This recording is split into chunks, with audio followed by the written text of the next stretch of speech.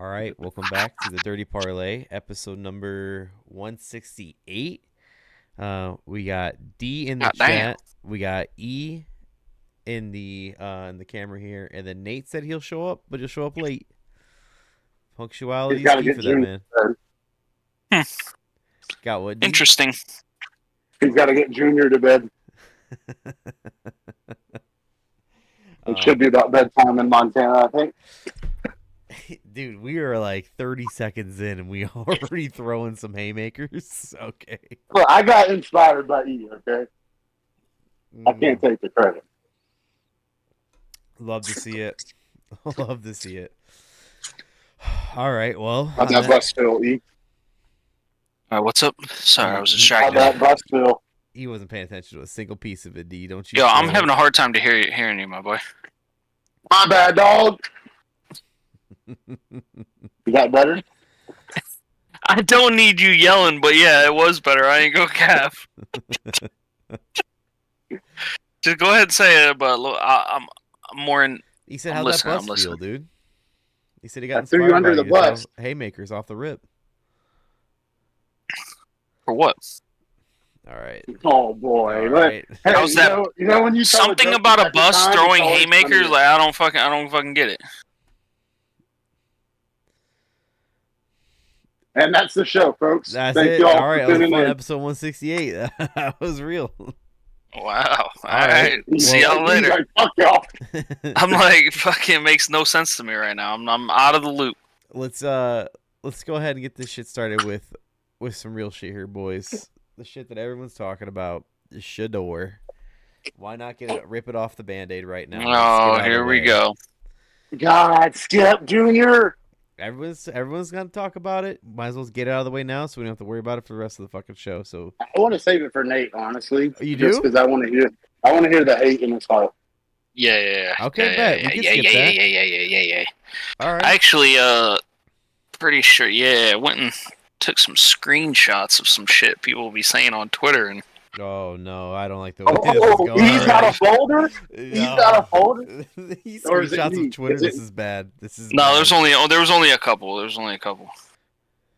I replied to Gilly the Kid, bro. Like he pissed Yo, me off I with saw this. it, D, and I liked it. Damn, you did, D, for real? Bro, and I feel so lame when I do that shit, but it's like, bro, like stop playing the fucking confident Bro. black man, blow up, bro. Let's Cam save Ward's it. the most confident motherfucker. Question for bro. you. Like, Yeah, Which one let's of your save four it. Let's accounts did save you it. do that under? On Twitter. So I have 2 accounts, and the only reason I have 2 is that when I got a new phone, I just am too lazy to do the whole forgot password or new device bullshit. So I just make a new account. Yeah, sure. All right, Wonder bro. what the name of it's it my is. picture. All right, it's fucking Aaron's Rod 25. That's no. Your other account. Oh, I'm sorry. Brett Rod 25.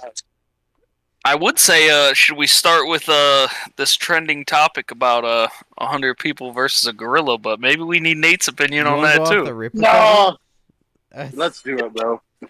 All right. So who's winning? 100 dudes or a gorilla? Like. Oh, we got this in the bag.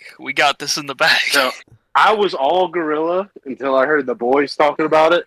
And it's endurance, bro. Like, just fucking tire him out, dude. I know he's got thick skin, but let 25, 30 motherfuckers die, and the rest of y'all run and tire him out. And then when he's fucking gassed, then you attack. All right. Yo, I just think it's so funny because I was so gung ho. I was like, these dudes are dying. These dudes are literally getting arms and legs ripped off. Like all I could picture was like a chimp just ripping somebody's arm off, you know? But except this is a gorilla, you know? That gorilla smashes 3 skulls like off the rip. I mean, people make some convincing cases, you know what I mean? That like there's numbers that, you know what I mean? Like it's stamina, and the gorilla like is actually not as like it's not as smart, you know. So I mean, hey, who knows? But No, I don't know. I want to say that we take it, but dude, this thing's going to fucking kill a lot of people, dude. It's going to kill a lot of people. One of my favorite things though is making the lists of who's going. Bro, John know what Jones I mean? would get snapped in half in a second. And that's one of our top people we're going to sing. So, like, Well, you save him for the end. You know what I mean? You got to send out some people that are going to get it first. yeah, those SpongeBob legs will really get it done. The first thing I see, like all those memes are out there like crazy, but the first thing I thought of was when I saw the meme of Shawn Michaels betraying Triple H for the gorilla. Like it was like he gives the sweet chin just for the gorilla. Switch sides is like, yeah, that's I'm number sorry. 99. That's number 99E switching over to the gorilla. No. My favorite was the dude saying like, I don't know, man. Draymond might actually help him out. Damn. They're like, oh, we need Draymond Green in there. Hey, I don't know though, man. He might switch up. You know, he might start helping the gorilla. Draymond, LeBron's on the ground trying to peek out, seeing if it's over yet. Don't worry, LeBron, I got you. Yeah, and people are like, bro, all you need is one LeBron. And it's like, bro, man can't even beat an ant. And I was like, damn. Damn, he can't beat an ant. He fucking can't beat an ant. That's for sure, dude. What the fuck? He said Ant-Man, Batman, Lakers in 5 or some shit afterwards. Yeah. Bro, I love it. I love the shit. And look, there we go, right there. Hate to go back to this crybaby bitch. Oh, confident black man. Who is the most confident fucking player in the NBA? Probably Ant Edwards. Okay, yeah. It's who? But Anthony Edwards is fucking... I knew you were going to say that. He's the best, bro. That's when Nate would join. Nate should have joined right then and there. That was the moment. Like, we were waiting for the door. That was the call. That was the dog wait. Yeah. What you would say. Big Jimmy fan. But, no, like, Anthony Edwards is super confident. And guess what? He's fucking black. And guess what? People love him.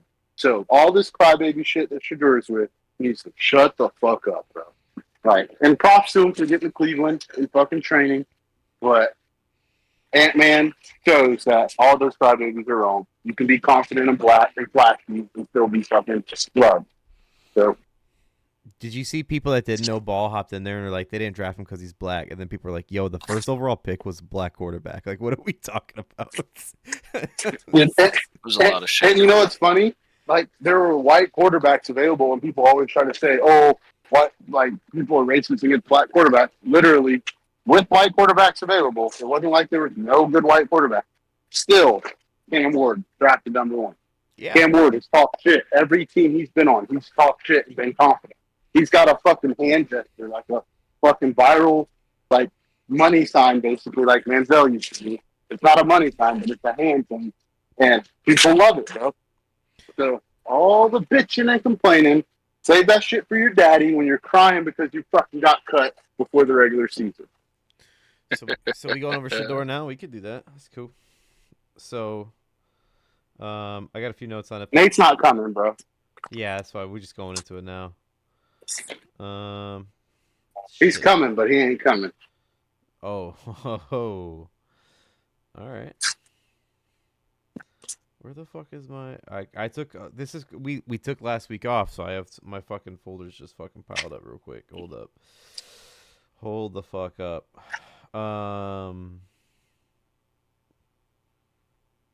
I did like when everybody was photoshopping his name off of his jersey and put round over his number 2. That was pretty dope. Yeah. That was pretty fucking dope. I should have photoshopped his number for number 5. I like okay, so I found some Shador notes here. Okay, here we go. It was someone quote tweeted Shiloh Sanders from earlier in the season. He goes, "I'm a bit picky on which team would he prefer to be drafted by." It's like, and then the dude says, "Homeless guy turning down a steak dinner." And then so everybody's digging up the old Dion tweet. It says, "If I'm a young QB, ain't no way I'm going to Cleveland. I'd pull an Eli Manning if possible." Hashtag think about that. Hashtag truth.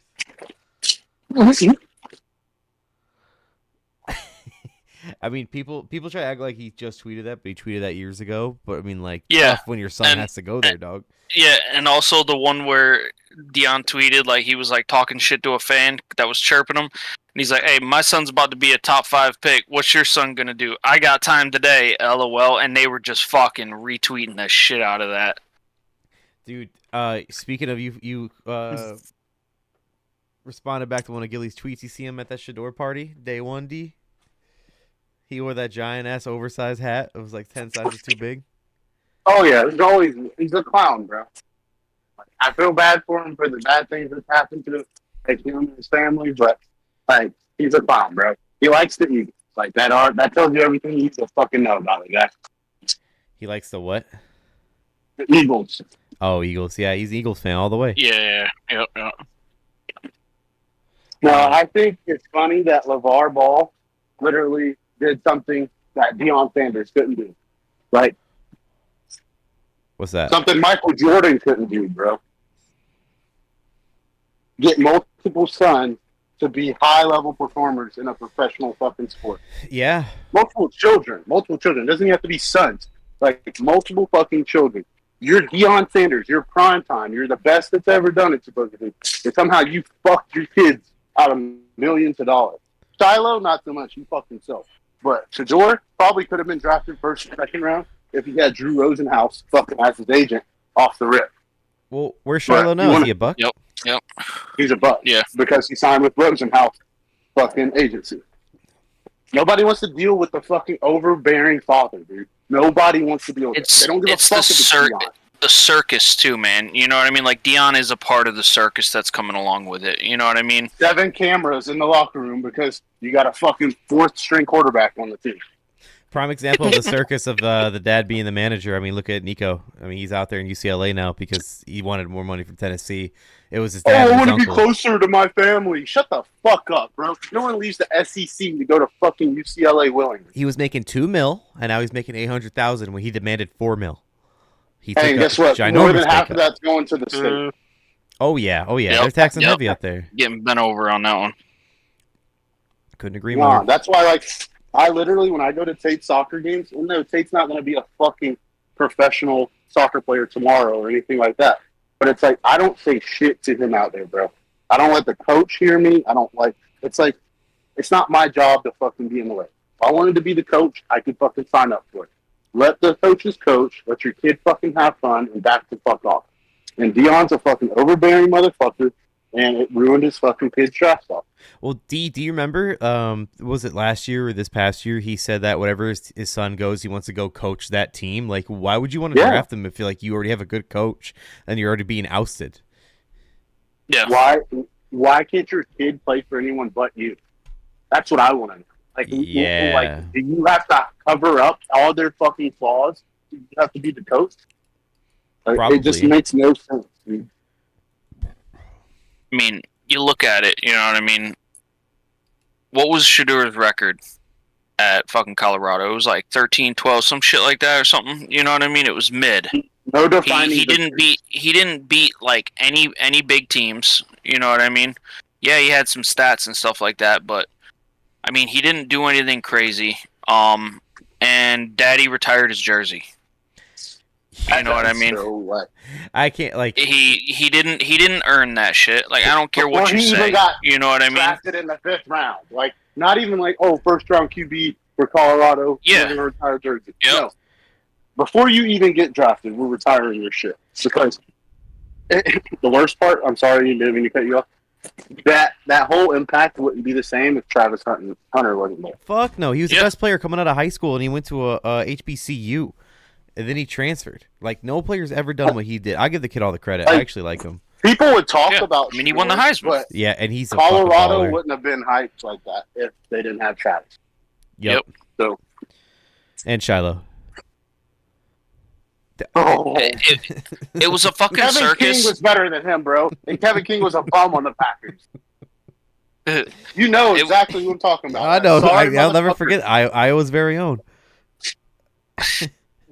Go ahead, You're sorry. talking about Josh something with the R.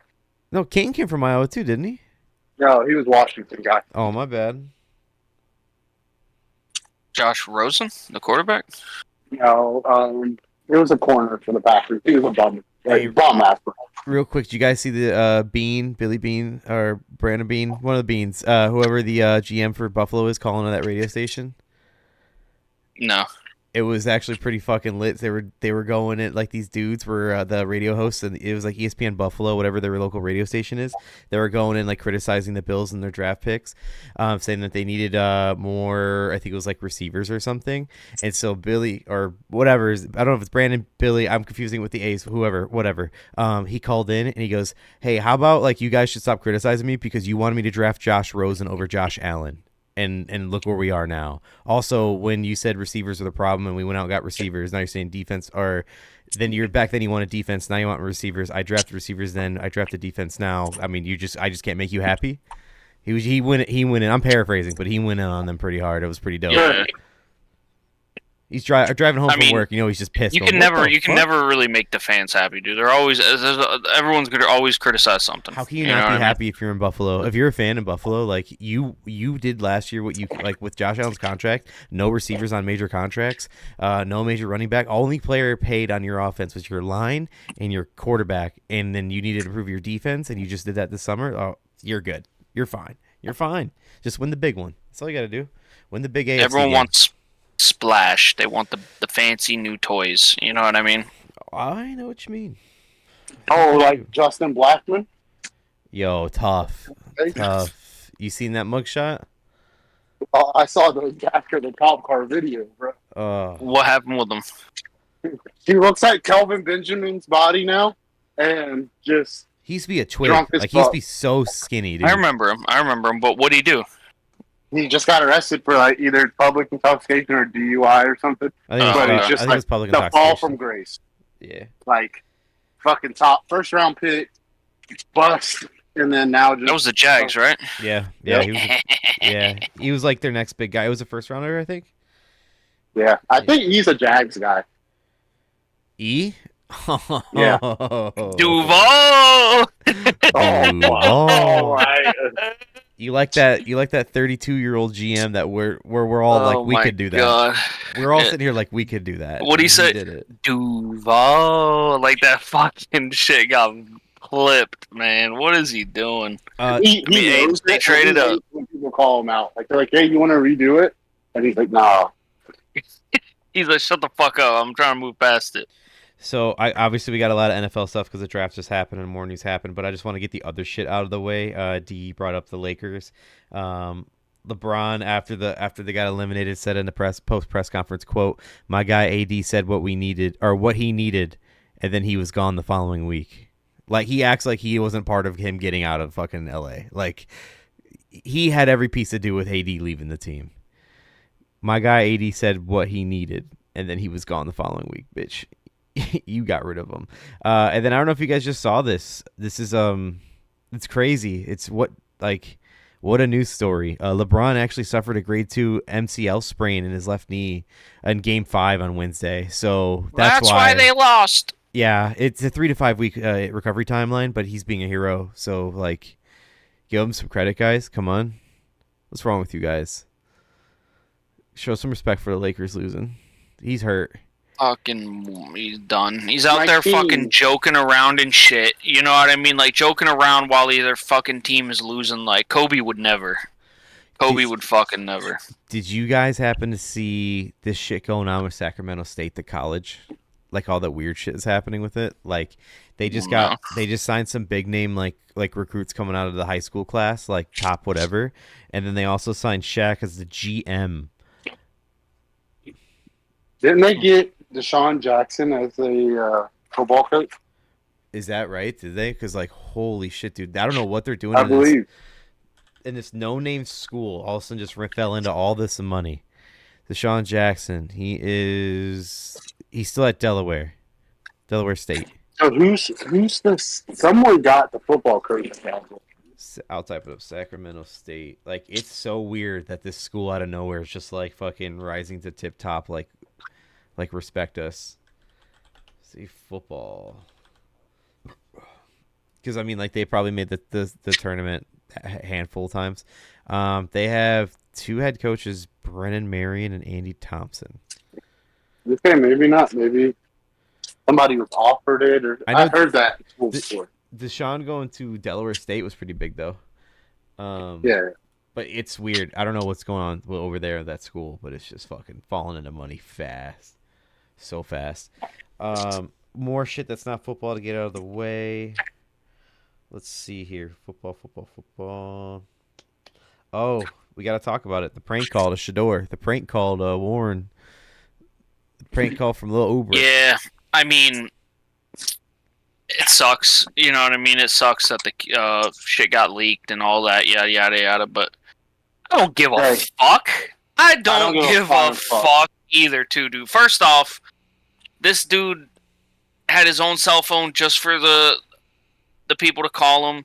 This man didn't fucking take interviews or any of that shit with anybody that was outside the top 5 picks. Fucking walks in, probably flexes his fucking watch instead of actually going over the game film that some of these people asked about. Like, dude, I don't give a fuck. I really don't.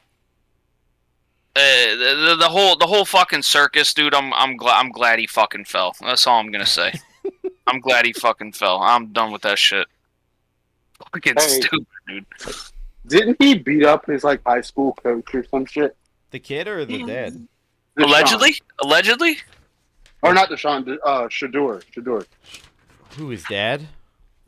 No, Shador beat up like his high school coach or a coach at the high school when he was in high school. What? For real? So you're telling me he was worse than fucking Spencer Rattler? So what I'm saying, or the guy tried to sue for it or whatever, but like, what I'm saying is, Shador isn't gone without his fair share of fucked up things. Everybody does fucked up shit. So if you're gonna cry about a fucking prank call, fucking get your panties out of a fucking wad and man up, bro. Like, you literally talk shit to everybody you face, and then someone fucks with you on draft day, and it's like, man up, bro. There's two funny quotes that I've seen come out in the sports world from Donald J. Trump in the last 3 weeks, and one of them was about Shador. He said, quote, "What is wrong with NFL owners? Are they stupid?" All caps.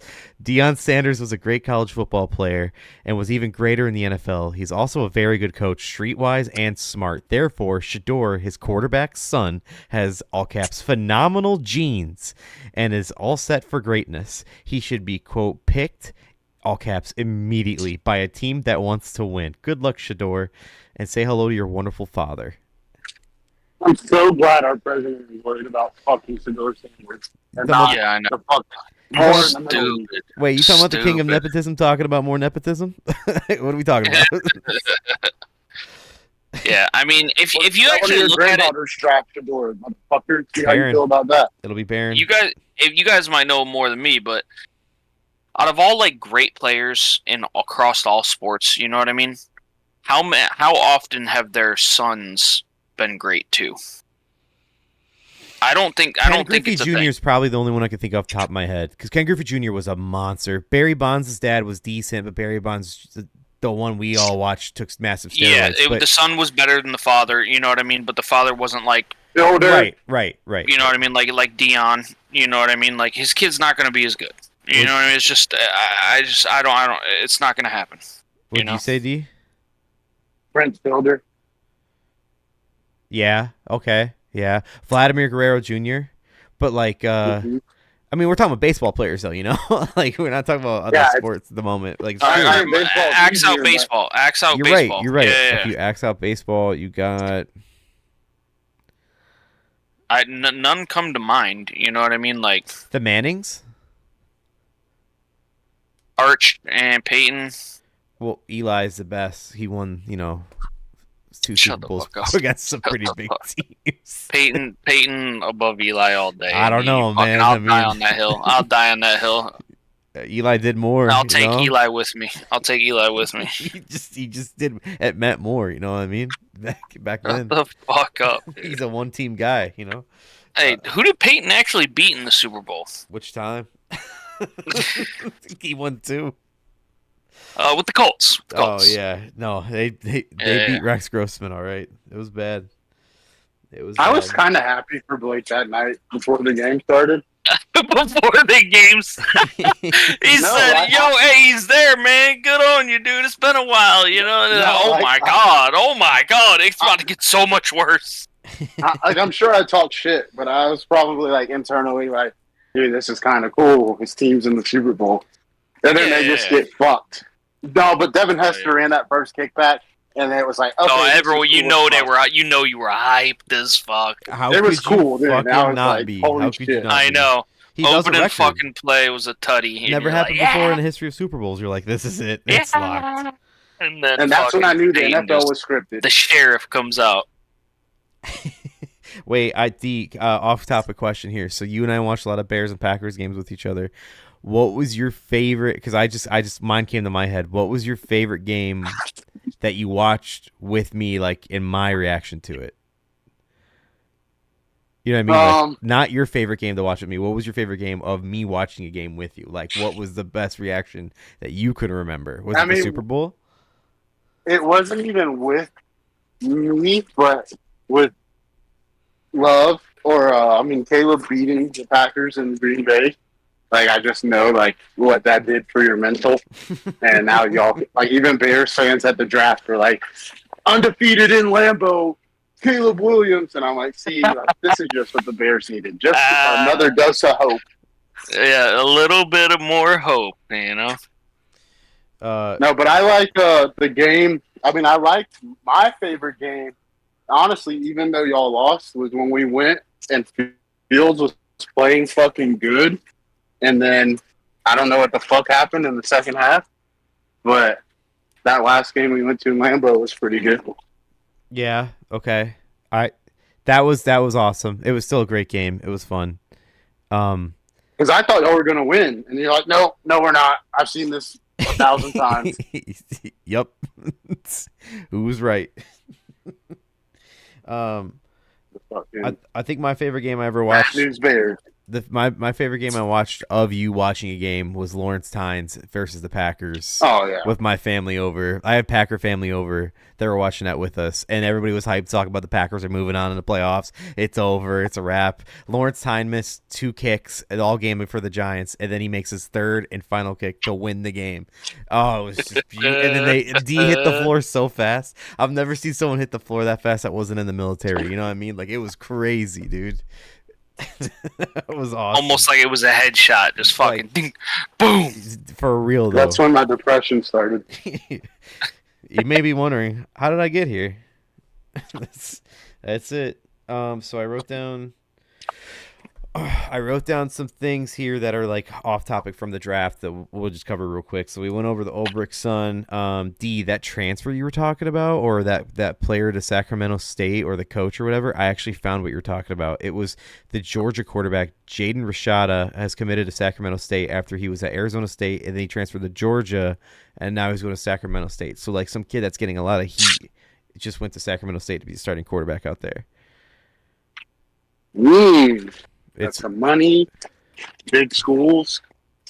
Yeah, man, it's weird. The next thing I wrote on here is, the other quote from Trump that cracked me the fuck up was about Saquon. I don't know if you guys saw that. I saw him like in pictures, like golfing and stuff. So the Eagles visited the White House as like Super Bowl champs do. Obviously, there was some that didn't go. Saquon did go. A lot of people were giving him shit because of the old tweets he put out there and shit, but that's not the point of this, what I'm about to say here. My favorite thing was Trump, and he said this like almost verbatim. He said, Saquon should have stayed with New York. New York should have kept him. They should have kept him, but he was going to go off and be a winner. And look what happened. He went off and he won the Super Bowl with the Eagles because he's a winner. That's what they do. Then he said, like, I told the Giants they should keep him. I told them that they should pay him. And then the Giants came out the next day and were like, yeah, no, he never said that to us. We've never talked to the president about Saquon Barkley staying with the Giants. It's like, bro, why even say it? Why? Yeah, it's just saying shit to say shit at that point. I don't appreciate you calling our president a liar. The Giants you did. Never lie. Hold up.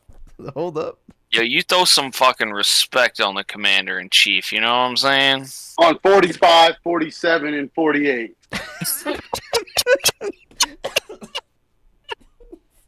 I just heard half of his workplace go, yeah, in the background. You're goddamn right. I was all unison back there. Hell yeah. Yeah, he's fucking over this whole place. We're a union, bro. Like, We it's say not never helping. been done before. He said union bodies ain't dealing with this shit. No, they're all fucking eating it up. They're like, hell yeah, tariffs. And I'm like, have y'all realized we were getting less and less work every week? Like, that's because of the tariffs. But, we're not a political show. I don't fucking give a fuck about politics. I care about sports and making some money. Gambling. Hell yeah, we are. Hell fucking yeah. We've been doing all right. Speaking of gambling, though, ex-Baylor official receives a show cause penalty from the NCAA for placing nearly 3,000 impermissible daily fantasy bets. They're after these college guys now. College officials, like for schools, are getting in trouble for placing bets now. I don't know if it has to do with Baylor. I don't know if they bet on their own team, but When you say, all right, is this players or no, it's officials or like who? Ex-official for Baylor, like an official, like someone that represented Baylor athletics, got in trouble for betting nearly 3,000 daily fantasy bets.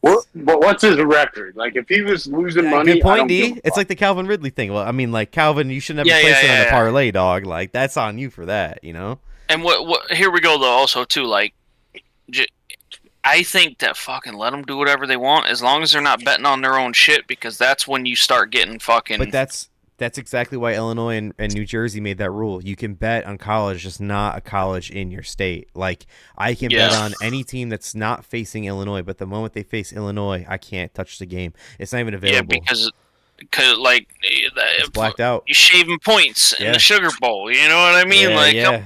Exactly. That's exactly. Come on. I mean. Sticking with the NCAA, NCAA now proposes new rules that would allow schools to directly pay the players instead of NIL deals through all these like brands and sponsorships. They can now propose a rule to directly pay them. Like Cincinnati's going to pay so and so. I said that because that's the next topic, Cincinnati. But and then like Baylor can pay. I don't know. The next quarterback. There's gonna end up needing to be a limit on how much they can spend. I don't want this shit turning into fucking dumbass baseball. It's gonna be bad. If they don't have a cap, you say they need a cap. Yep. Put a cap on because it's gonna get wild, man. We're gonna end up shifting to like some random ass school that just has fucking Jeff Bezos money. You know what I mean? It's gonna be just fucking paying everybody. Exactly, dude. Who knows how the fuck they're getting this money? It's so weird to me. I bet you like someone had to have won a lottery or like a diehard alumni. Like they're making. Well, you know what's crazy is like a group of like fucking kids that came from that college, ended up like fucking crypto millionaires, billionaires. You know what I mean? Like, what do I got to do with this money? I'm gonna fucking funnel it into the school and get a bunch of tax breaks on it, and they're gonna fucking bring in a bunch of talent. You know what I mean? That's how shit's probably going, dude. No, for sure. You're gonna have to figure that shit out because it's gonna end up in a couple years. It's gonna end up getting bad. I know it. So, let's pivot away from fucked up college and let's talk about some fucked up individuals here. D, let's talk about Unk. What's going on with Unk, bro? You getting too many lawsuits going on right now. Yo. Yeah, dude. I'll be right back. I think he would have been better off with the gay accusations than this shit, bro. And we love everybody. It's 2025. Yeah, ain't no hate. He went out of his way to dispel these gay rumors, and now look what's happened. And you know what might be the most fucked up thing? He might actually really be gay and have done this shit to like dispel the rumors, and now that shit's biting him in the ass because. Hey man, you got money, you need to find one girl and just be with her, bro. Stop, especially you're that old. Like, I don't know who it was, maybe Monique or Cat Williams tried to like warn him. It was Cat Williams. Come on, Cat. Oh, no. And it's like, bro, Cat ain't no genius. Like, I'm not sitting here like, oh, he's Terrence Howard. Oh. But it's like, Cat says some smart shit sometimes. And if you're a guy with money, not even a black guy, you're a guy with money, don't be putting yourself out there to be fucking, like, vulnerable or being taken advantage of. Because now you're fucked, and there's nothing you can do about it. Let's sit here and take it. if you guys haven't seen, he did post a notes app tweet, whatever, on Instagram. My statement is found here, and this is the truth. The relationship was in question was 100% consensual. At this juncture, I'm elected to step aside temporarily from my ESPN duties. Goes on and on and on. Someone ran this under AI check, and apparently it's like all AI generated, or like 90% plus. That's like. Did you see that where he like screenshotted the fucking? It looked to be like a text or something from his PR, and that's what he posted. And they're like, "Come on, man, yes, come on!" Because like he posted. What you doing? Yeah, he posts this, and not only is it AI generated, but yes, you're right. It's from the other side of your phone screen where you get the text in and not the text out. He's getting this texted into him. He just screenshots it and posts it. This PR team is a nightmares right now. Fucking. They're like his PR team is literally standing there like Ben Affleck. Dead ass. That's it. And then you got AB going nuts because he's had beef with Shannon Sharp for I don't know how long, dude. Oh, it's fucking golden, dude. We live in a world where Kanye West and AB like make sense at times. Like how fucking wild is that? No, that's bad already. That's just bad already. You saying they make sense? Oh no, at times. At times. Whoa, what times does Kanye make sense, D? Yeah, D. Hold on here. Let me hold on. Wait a minute. Yeah. Back in the day, D, go on. Go on, D. Like he said something like, "Oh, I should have had kids with Paris Hilton instead of Kim Kardashian, her sister. I'd have so many hotels right now." And it's like, yeah, probably, I mean, bro. yeah, okay. No one's debating that one. Okay, now AB, his C word of the day sometimes here we go. It's pretty spot on.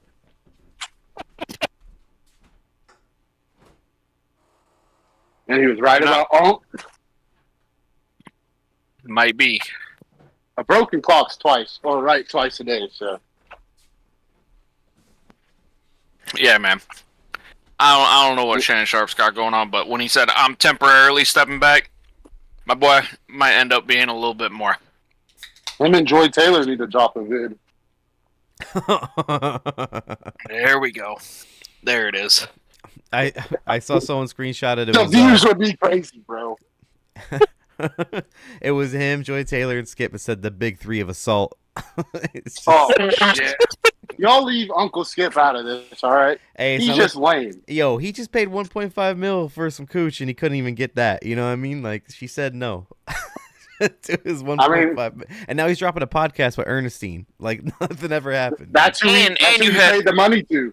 Ernestine. She told him no. You saw his dumbass out here. He was fucking all over the Shador shit too. Stephen A. Come on, my boy. Come on. What did Jason Whitlock take after have to dog say shit about take? Shador? I avoid that guy like the fucking plague. I have no idea. No, I know, but he's like he's like the guy that like isn't accepted. So he like tries to say like outlandish shit to try to get views anyway. So I was just wondering what he would say. He probably had some dumbass take too. You're saying the new Skip So they all do, bro. They all do. All these guys, like, I'm sorry, like, they're all fucking stupid. Like, it's all about clicks and views and saying the stupidest shit you can First time? to fucking get people talking. Like, I'm done with it. Acho, Skip, and Jason Whitlock, and the Nick guy from Fox. Put them all on a show together. Throw Colin in there too. Cowherd, he's a fucking dumbass. Yes. Here's a quote from Jason Whitlock. Quote, Shador is a Nepo baby. Make-A-Wish pick. He should be in the XFL draft.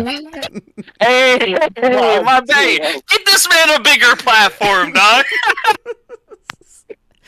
What I tell you, bro, always saying some wild shit. What did he say about Joy Taylor? He was like, I passed on that. Like, bro, you what?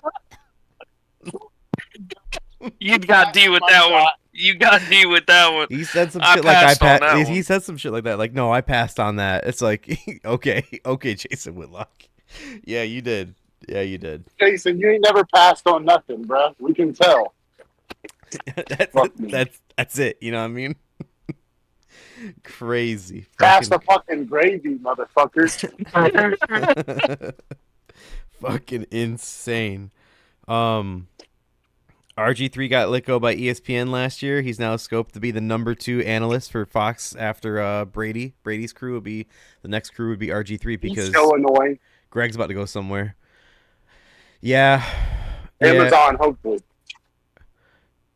Oh no, we got what's his name? Go to NBC, replace fucking Collinsworth. If we get Greg Olson for Sunday Night Football every week, honestly, that'd be fucking dope. He's so good, and give him the primetime game every week would be so awesome. They're really missing out that opportunity for fucking that sleazeball. RG3 and his wife play the fuck out of him. You said they annoy the fuck out of you? Yeah, bro.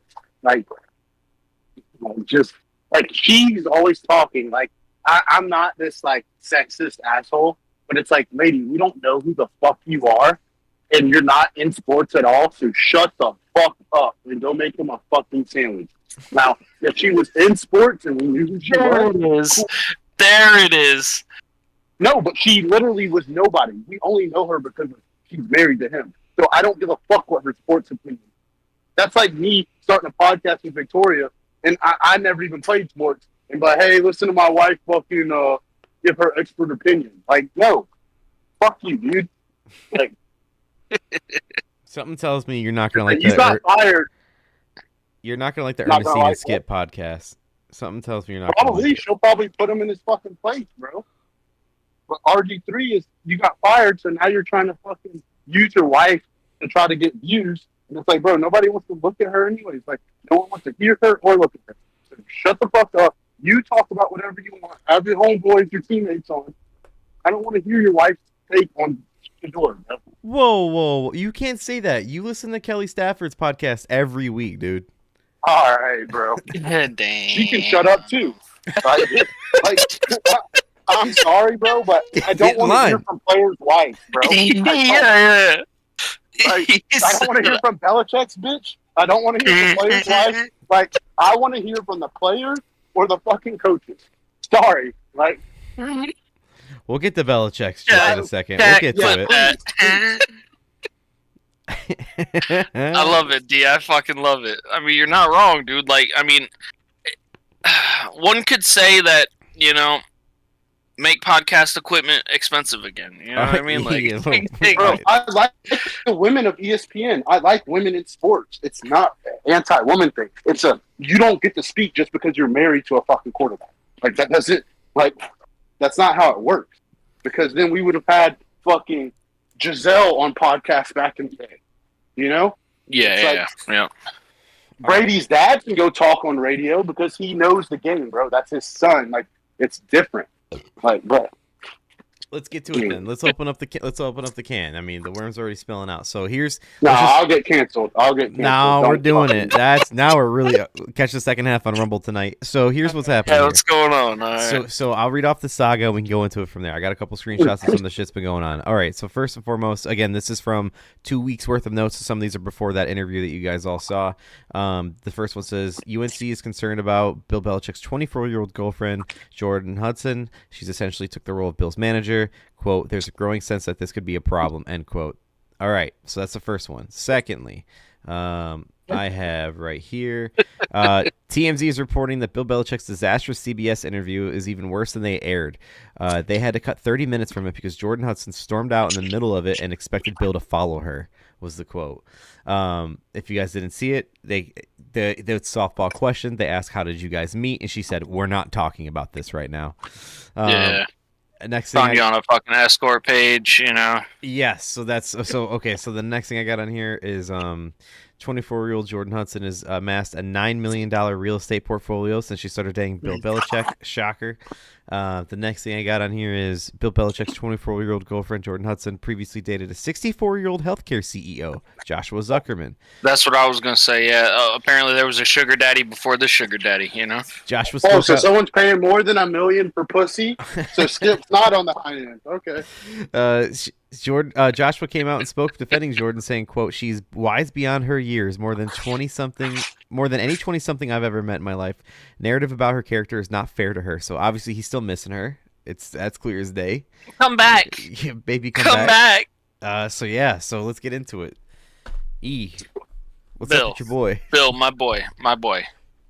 Enjoy yourself. You know what I mean. You deserve it.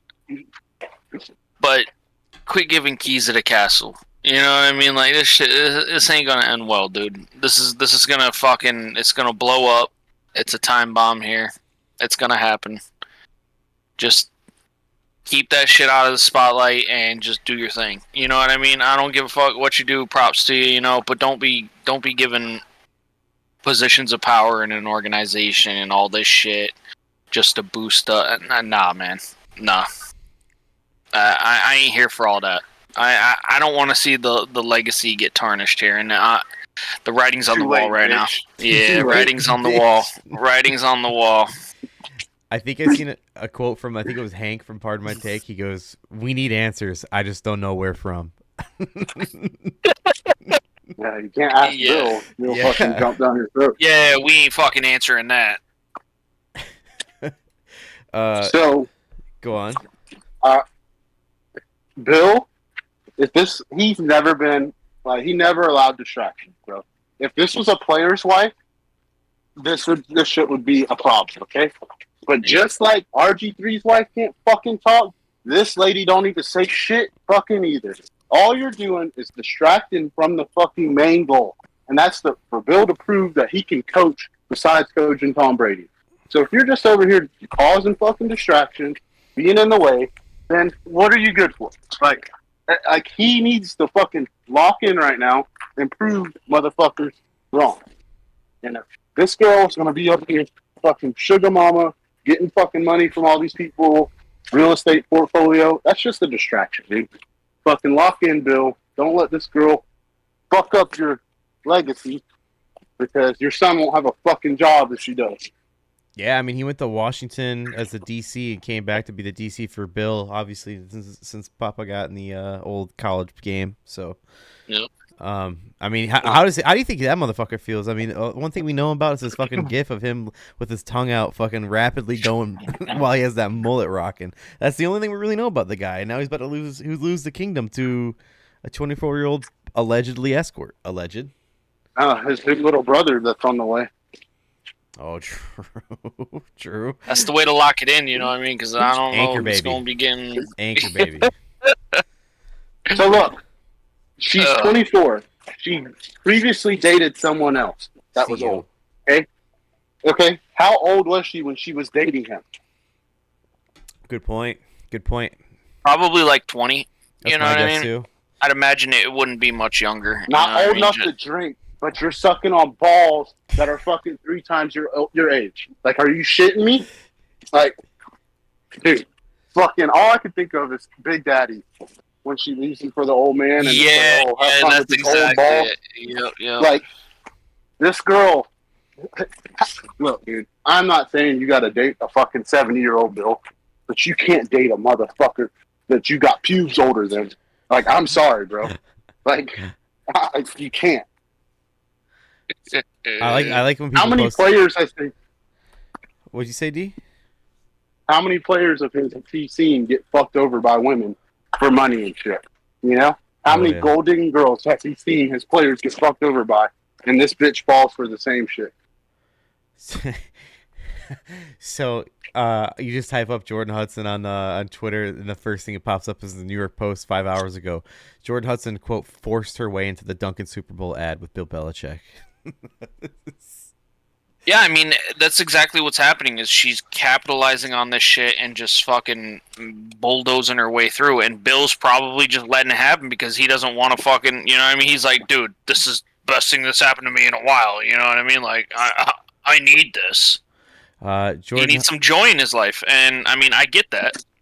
But at the same time, bro, it's a fucking, it's gonna blow up. That's all it is. It's gonna blow up. There's gonna be some more stories that end up coming out, and it's gonna be a fucking disaster. He's gonna have to fucking resign and all this shit, and you're gonna fuck the quarterback. And fuck up the whole program. It's gonna go down in flames, man. As you guys remember, UNC was supposed to get Hard Knocks. So apparently, Jordan Hudson's demands for Hard Knocks were apparently so outrageous that the producers decided to walk away before they even started filming. Yeah, bitch, you got no say in this shit. Like, get the fuck out of here, She's the CEO of Belichick Productions. Okay, Bro, strong, independent woman. made it on her own, you know. Girl Fuck, dad, her dad Get would be the very fuck proud of her, out of bro. here, dude. This is ridiculous, man. Hey, we're all I girl hate to dads. see it. but I hate that's to your see it, daughter. but this just solidifies, bro. It was Brady. It was Brady. Changed my mind. I mean, we knew that 3 years after he left, or 2 years when he won the bowl. I mean, 1 year. Yeah, The dude. first year right after he left, he won a fucking Super Bowl. I mean, like, come on, we seen this shit. Hey, if that was y'all's daughter. I'm not answering that. I'm not answering that. I'm staying Okay, away so from no. So clearly, it's not something acceptable. So, like, why the fuck is this smart, successful, No comment. older man falling for this shit? that. No comment. Next. This dude. Next. This dude said Jordan Hudson's out there sucking old man balls at 20, and he goes, "If this is your daughter, like, yo, yeah, dude. I'm out. No Yo, comment. Hold on. what's his fucking Next problem? topic. Next topic. Next topic. What's So- this guy's so- problem?"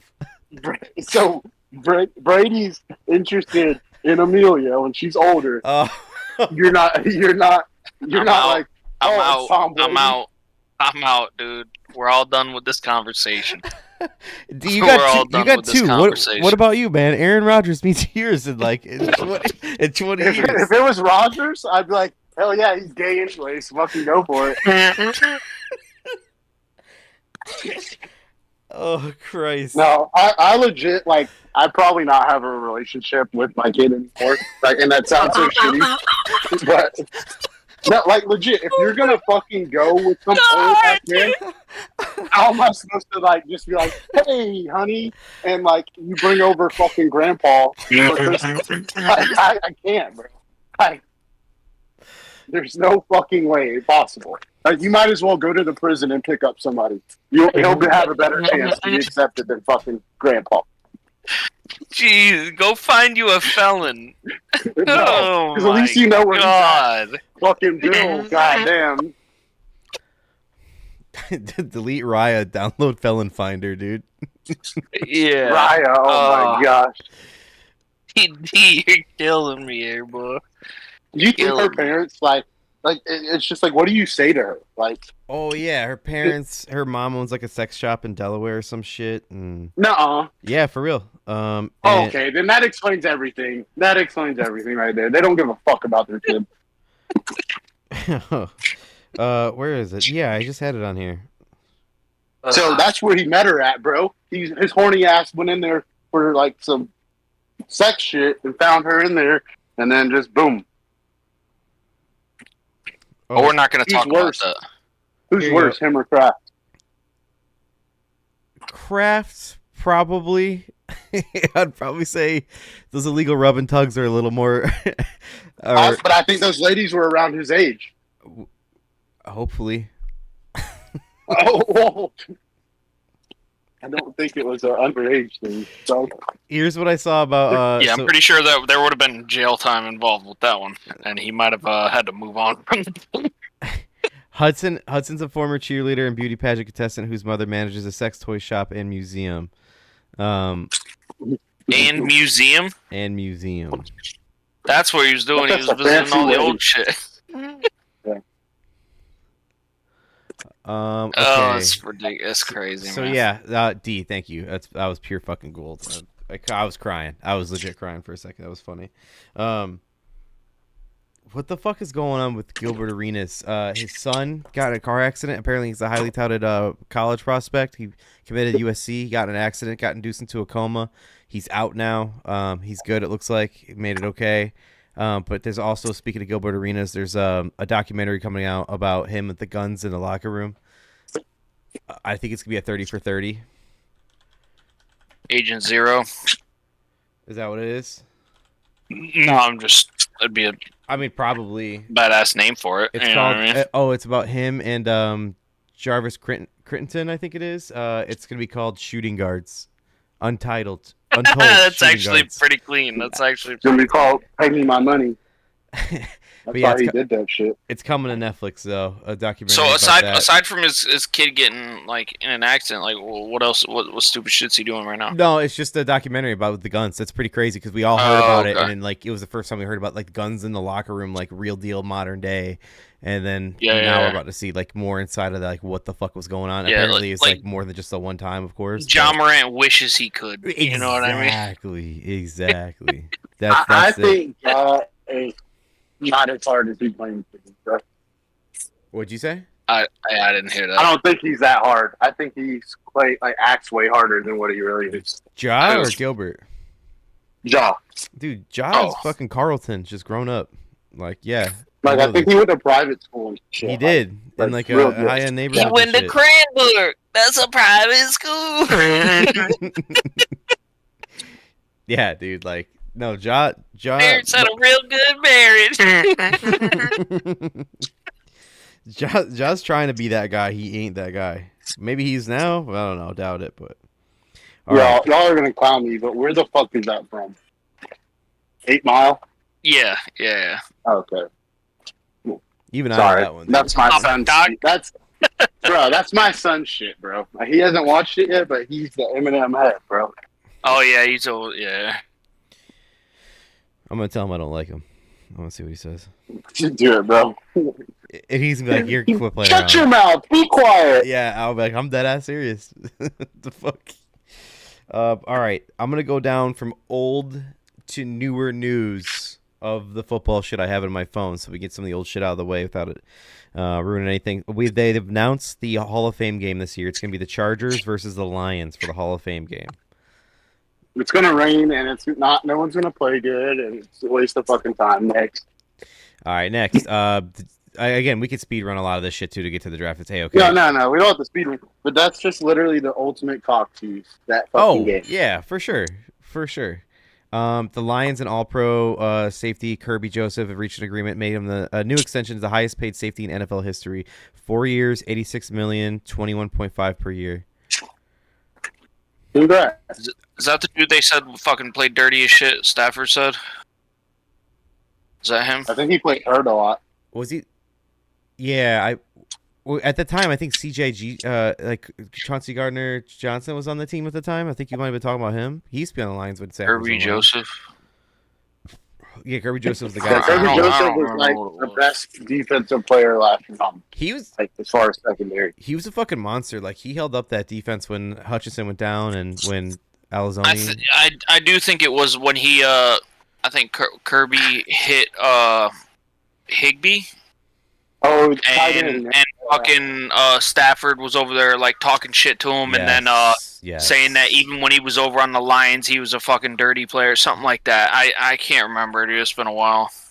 No, Tucker Kraft said something. He said, he's been taking out a few of our guys talking about tight end and saying that he wanted to hit him. Yeah, like hit him fucking down in the knees and shit. Yeah. The next thing I got on here is Tyler Lockett heads of the Titans, $4 million 1 year. Motherfucker's still playing. I know.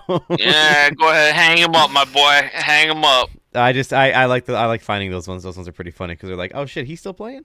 All right. Yeah, motherfucker's been in the. I feel like he's been in the league as long as I've been playing fantasy football. Yo, actually, that might be a real fucking Christ, stat. dude. Like that's what it feels like, dude. It feels like that shit. God damn. When was Tyler? I'm looking up. When was he drafted? Is that what you're looking up? Yeah. Ooh, what round did he go in? I'm gonna say second. 69th overall in the third round of the 2015 draft. Just missed second. 2015. 2015. We've been playing. No, we've been playing fantasy football longer than he's been drafted. Or in the league. We have. Not by that many years though. Just a couple. Yeah. All right. Next thing I got is Adam Schefter tweeted this. He said, "In case you missed it, Buffalo Pro Bowl running back James Cook did not report to the start of Bill's voluntary offseason program. Cook is heading to the final year of his rookie contract, and would like a new deal. Dalvin Cook, James Cook's brother, quote tweeted and says $20 million per year, 100.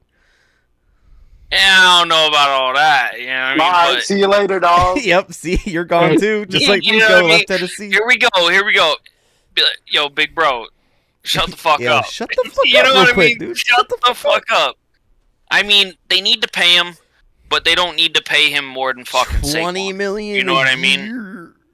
What was Saquon's? Saquon's like 21 or something like that. Yeah, I'll look it up. I mean, don't get me wrong. Like changer to get 20 mils.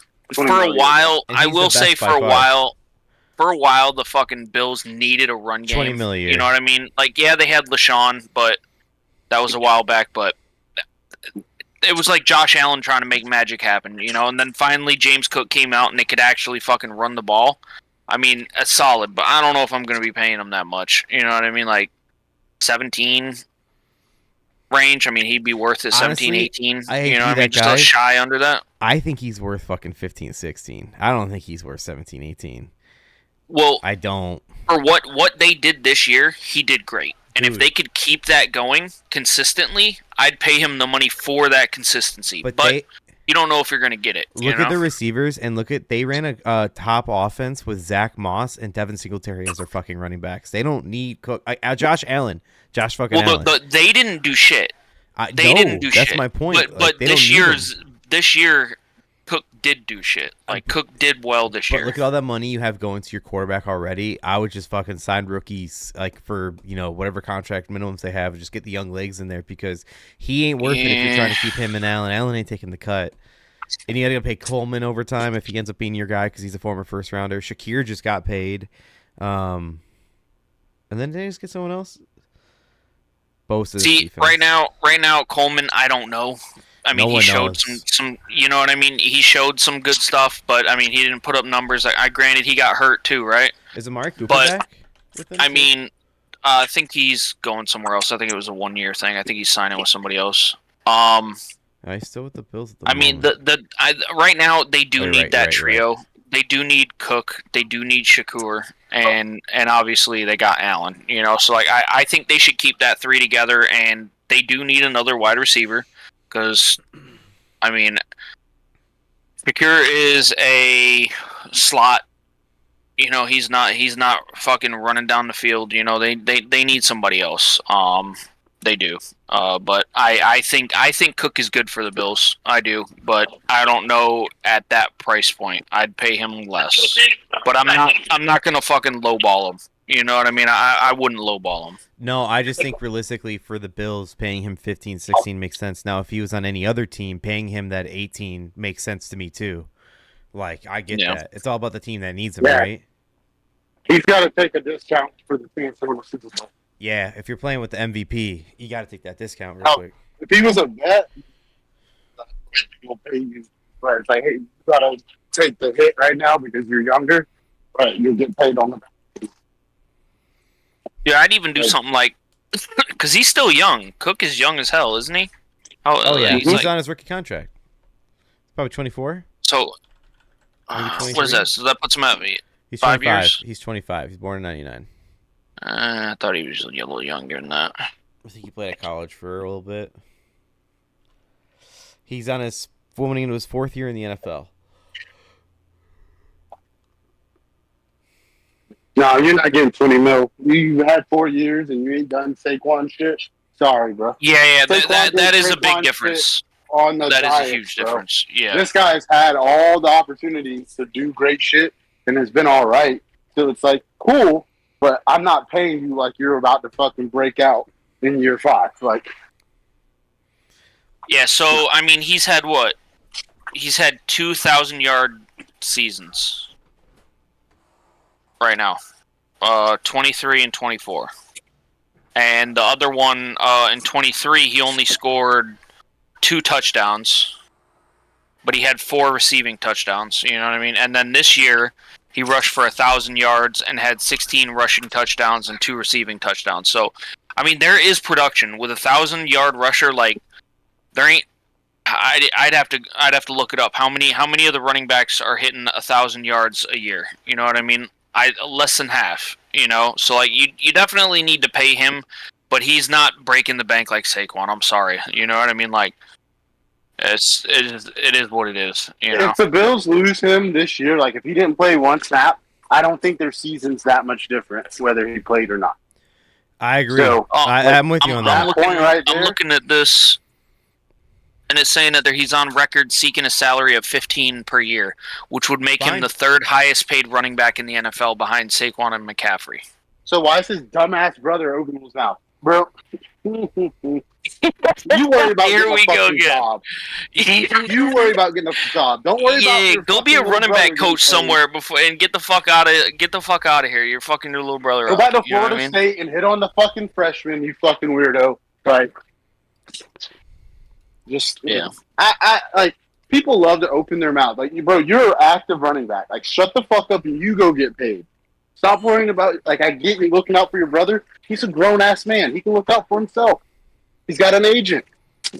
Like, yeah. I mean, there you go. If he's seeking 15, I mean, you could even give him that. If you guys, obviously, I think the organization can swing that and him keep the 1,000 yards rushing with $5 million incentive if we win a Super Bowl. Like, yeah. I'll fucking do that just to make you shut the fuck up. Because in merch alone, they're going to make way more than $5 million. Love it. Hell yeah, dude. Bill's Mafia, they fucking make $5 million a year in fucking tables, probably. Yo, you know what they need to do is they need to start selling official fucking Bill's Mafia folding tables with the logo on it and everything. Oh, dude. I'll sue the make fuck it out cheap of as shit, but make hurt. it cheap as shit, you know? Nope, I'm going to sue their ass. I'm going to get hurt and be like, they told me I could jump through it. Nah, dude, you ain't getting nowhere with that. They're literally going to get you in the courtroom and be like, sir, the defendant is a dumbass. They're like, Jamie, roll the clip. He said it on his dumbass podcast. Yeah, first off, we're selling a table that you sit at, you know, put food on, you know, maybe play some games on, and you decide to jump through it. That's on you, my boy. Fuck the White Sox. Hey, R.I.P. to the Pittsburgh guy, but it's like that guy jumping off the fucking ledge. Like, you can't fucking... you can't act. No, what the dude just happened in the baseball game? Oh, yeah. That guy. Yeah. Still in critical condition. Fucking 9-inning challenge would do that to you, dog. Too soon. No, it's not, bro. That is not. Literally, if that happens to me, I want every fucking comedian to make a joke about it, bro. Like, if like some shit like that happens, it's my fault, bro. Like, all right, you ready for the next one? Yeah. He's like, I'm not fucking with that karma. The Cubs are on a winning streak. Let's chill real quick. Let's just chill. Oh my god! That was the Cubs and Pirates game. Oh, that was. Yeah. Damn. So maybe y'all fucking juju. That was in Pittsburgh. It was in Pittsburgh. You chill. D, did you see the picture that's gone viral of DK first day walking into Steelers facility? He looks miserable as fuck. He's just like I didn't see it. I got a screenshot of it. I don't know if it'll show it that well. He's like fucking moping. Yeah, God bless him. Speaking of the Steelers, who's my quarterback this year? Wait. Before we talk about Before we talk about fucking quarterbacks, I love the screenshot going around of Jersey Jerry looking depressed in a chair. It says George Pickens has unfollowed the Steelers. Oh shit. Dude, it didn't even take fucking. It didn't. Like an off season and one off season. Oh hell! George Pickens has already unfollowed the Steelers. The CTE demon is working. Is cooking over there in fucking Pittsburgh. Oh, you love to see it. D, you see your boy Fields? What about him? Oh yeah, he's gone, bro. He's going to. I'll get there. Okay. Pickens is probably gonna go. I say Washington. You know, everybody seems to be clamoring to go to Washington. Whoa. So, okay. I mean, I don't see who else would really be in a mood or in a place to trade. Maybe AJ Brown to Pittsburgh and Pickens to Philly. AJ and DK so on the same team for Aaron Rodgers. Oh back the old Miss boys back together. Yeah, it would be the old Miss Let's do it. boys. Let's do That's it. actually some good Let's fan do it. theories right there. Fucking, what's his name? I can't even think of his name. Who's the guy that does Pro Football Talk? Oh, Short I guy. don't know, but I know Short guy. PMT's always saying fucking fantasy fan fiction or whatever. That's him. That's him. What's his name? Oh my god. PMT. No. Pro Football Talk. PFT. Pro Football Talk guy. Who is it? Who is it? Oh my god. Pro Football Talk.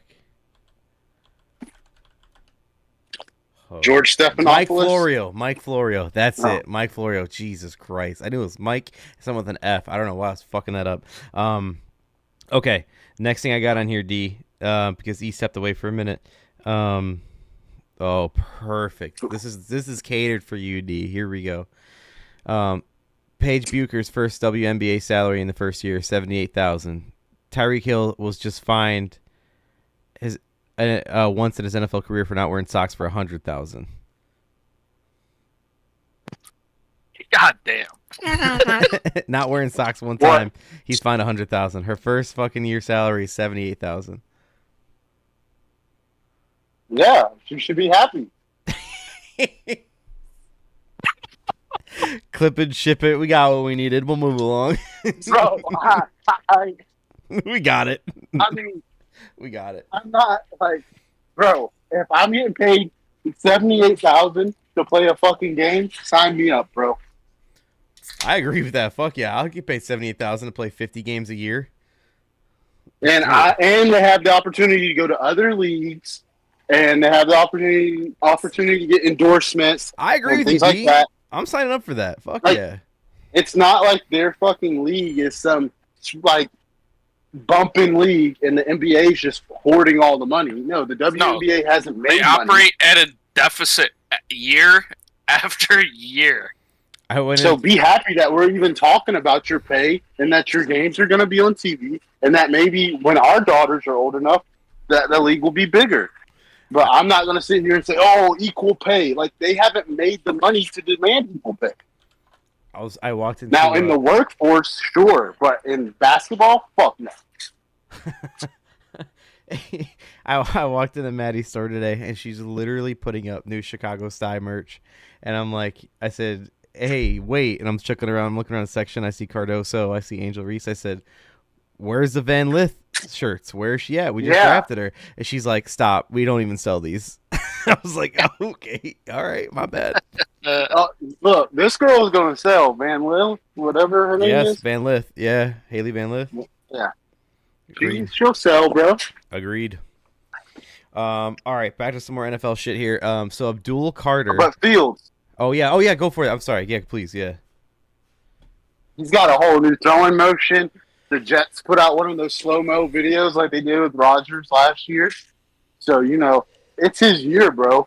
I'm not saying that fucking fake hope and hype from videos is the real thing, but it might be, bro. You know what that is? After seeing that slow-mo ball to Alan Lazard, I think the Jets might win the fucking Super Bowl, bro. You know what that is? Damn, D, you on that fucking fent right now or what? What's going on? No, right now. Jets gonna win the Super That's- Bowl? Hell no. that video. I'm being a smartass. Thank fucking Yeah, God. that video is a Jets fan making it going, "It's okay that we're not drafting a top quarterback or trading for one or signing a free agent. Fields is looking better. We got this." Like that's all Well, it that's is. literally what they did with Rodgers last year, bro. Slow-mo video to Garrett Wilson, and then it's like, holy shit, there's going to be so many touchdowns. And it literally was the worst. Best social It media was the worst. team in the business besides the Chargers. Chargers is amazing. Chargers is fucking. they just Bills goated. Bills got some sleepers with the fucking weird ass videos they put out. I'm a big fan of the Chargers. I just think they kill it every year. All right, here we go. So this one reporter tweeted this out, and then I'll read you the quote tweet from it. The reporter tweeted out, "Abdul Carter told me he had a dream when he was 12 years old that when he was drafted to the New York Giants, and it's a reality now." And then someone quote tweeted and said, "LeBron level liar. Yeah, we got a good one." Damn, bro. That's fucking goated. Apparently, Ashton Genty being drafted to the Raiders now makes him the second highest running back in the league after the draft. Because he's up that there, high. top 5, I think. They were talking about it on the boys. But basically, they said like it fucks up the running back market because now everybody who's getting paid or due for a contract is going to say, "Oh, I need to make more than this rookie." Yeah. Oh, yeah. No, for sure. I mean, I think that's going to help the running back market. I'm here for it.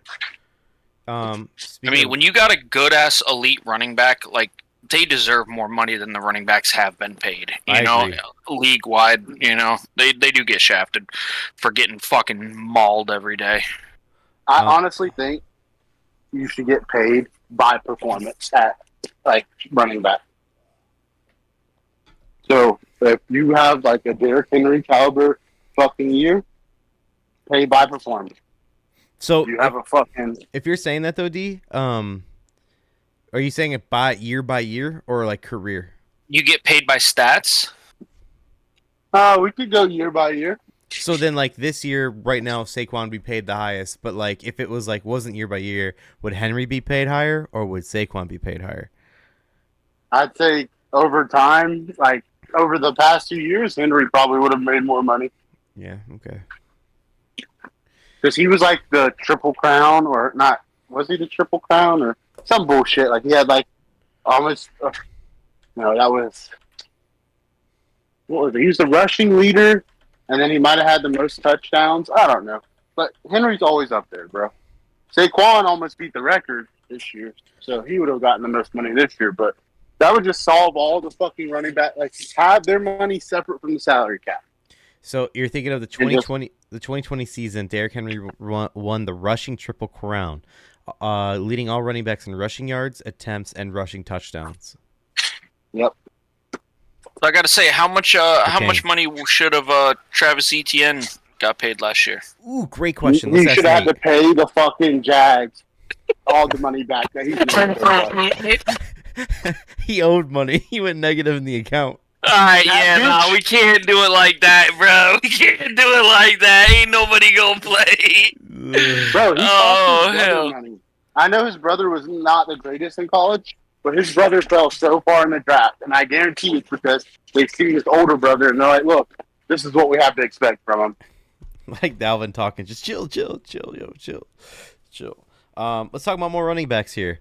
Adrian Peterson arrested after leaving the Vikings draft party for a DWI. Kid. Oh, my gosh, kid did he meet? Where are you driving to? Does he even own a home anymore? He's driving to go beat his kid. Like, you're probably going to a hotel because you don't live in Minnesota anymore. So why the fuck are you driving, bro? The Vikings would have paid for you. That's the said. Do you even have a home anymore? God they literally damn, talk. dude. No, bro, he's broke as fuck. He was playing like in Asia or some shit, trying to get a check. I swear, bro. Like, he was playing overseas because he's so fucking broke. So, now, you got Henry Ruggs being talked about almost daily. Like, oh, should he get another chance? Blah, blah, blah. And you want to go out here and get a fucking DWI? Like, I hope somebody beats his ass like he beats his kids. Oh, my God. Like, real deal. Like, if you want to beat your children and then you want to go make dumbass decisions like that, you should get the same fucking punishment that you tried to dish out to your kids. Yeah. So go ahead. Are you No, please, you go. You guys interested in Henry Ruggs coming to the Bears or what? So that was later on. I had it on here. Here comes Nate. Are you guys yeah, willing to give him a shot? Because I think the quote and that ship has sailed. I'm sorry, my boy, you're fucking done. You're quote was trending. Former Raiders wide receiver Henry Ruggs has been training nonstop while in prison with the hopes of playing football again once released. Josh Jacobs told The Pivot. Multiple teams could be interested in Ruggs upon his release. He could be getting out as soon as, I think, this year or next year. Let's face it. Let's be real here. He'll get signed to a team. Let's just not lie. Let's just be honest. He's going to get signed to a team. He will. Well, Jacobs has been saying he's talking to people for him. And I'm like, if you bring that fucker to Green Bay, I'm going to be pissed. Like, I don't give a fuck if you got good behavior. You fucking killed somebody, bro. And it Like, was a terrible way to go, too. You know what I mean? Yeah. Like, It's not like he was drunk and that person pulled out in front of him and they made a mistake. No, that person was doing everything right. He was doing everything wrong. I don't give a fuck how good you were at football. See you later, bro.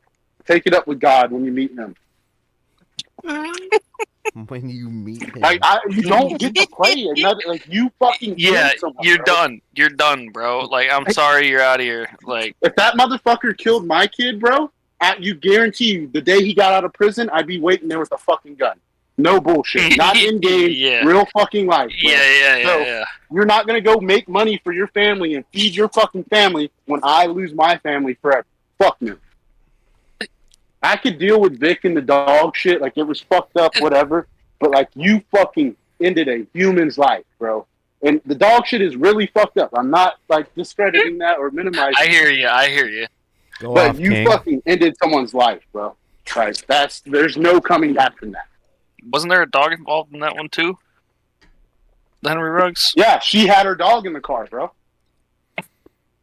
And if he wants to play, sure, every fucking dime he makes, and I mean every dime, goes to her family. Yeah, he can keep the endorsement deals though, right? No, he can get his pension if he makes it that long in the NFL. Oh, And that's it. man. I wouldn't, dude, that, like, He's done. you can't, He's done. you can't. He's like, going to get there's signed no way by you a can team. sell that to. Who can you sell that to? What fan base is going to be? Philly, they would. Well, I mean, the Philly fan base would, but Howie Roseman already said he's making a stand on, like, fucking scumbags. He ain't fucking... Murder? What murder? yeah. And Josh Jacobs, like, he's a good He's guy. gonna end He's up in never done Pittsburgh. nothing wrong. He's Okay, gonna end up in guess what? It Pittsburgh only when takes the one time. the CTE demon needs a new host. Stop, When dude. AB comes back to coach for Tomlin. Yo. He'll be leaving taking his shirt off in the end zone when he's a fucking wide receiver coach. Shit. So, all right. I'd let him play. Only if Vontez Burfict's on the other fucking side. Let me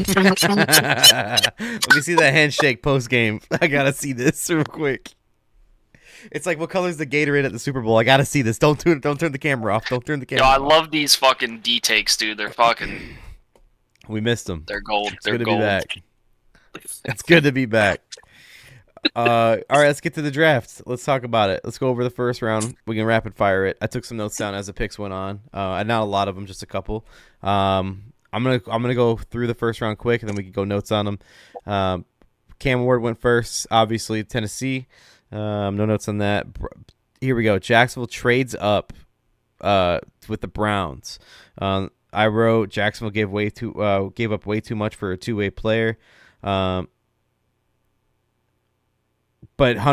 Travis Hunter entering the stage was like, that got everyone hyped. Everybody hyped. Even if you weren't a fan of Jacksonville, him going to the stage was fucking dope. But do you think that rookie GM gave up the fucking farm for Travis Hunter? Yeah. I don't think it was the farm, right? He gave They gave up 2 a lot. first-round picks. 2 first-round a picks. first-round pick, a second-round pick, a fourth-round pick, and then another first-round pick next year. Yeah. That's a lot for a wide receiver or a cornerback. That's not for a quarterback. To move up one spot. That's not They that's moved not up a quarterback, three. dude. They went from 5 to 2.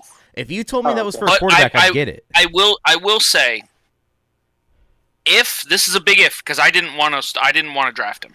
You know what I mean? Because I don't think this is going to happen.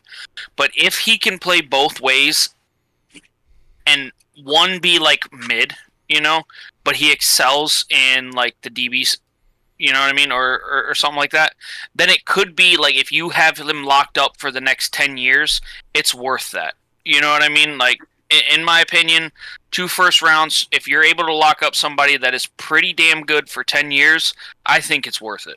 You know what I mean? I know we saw it in college, but for that much, he has to be generational. He has, there's a high bar he has to fill now. Because if he's mid, you gave up all that for a mid wide receiver / mid corner. And they already said that they want to play corner or wide receiver more and corner after wide receiver.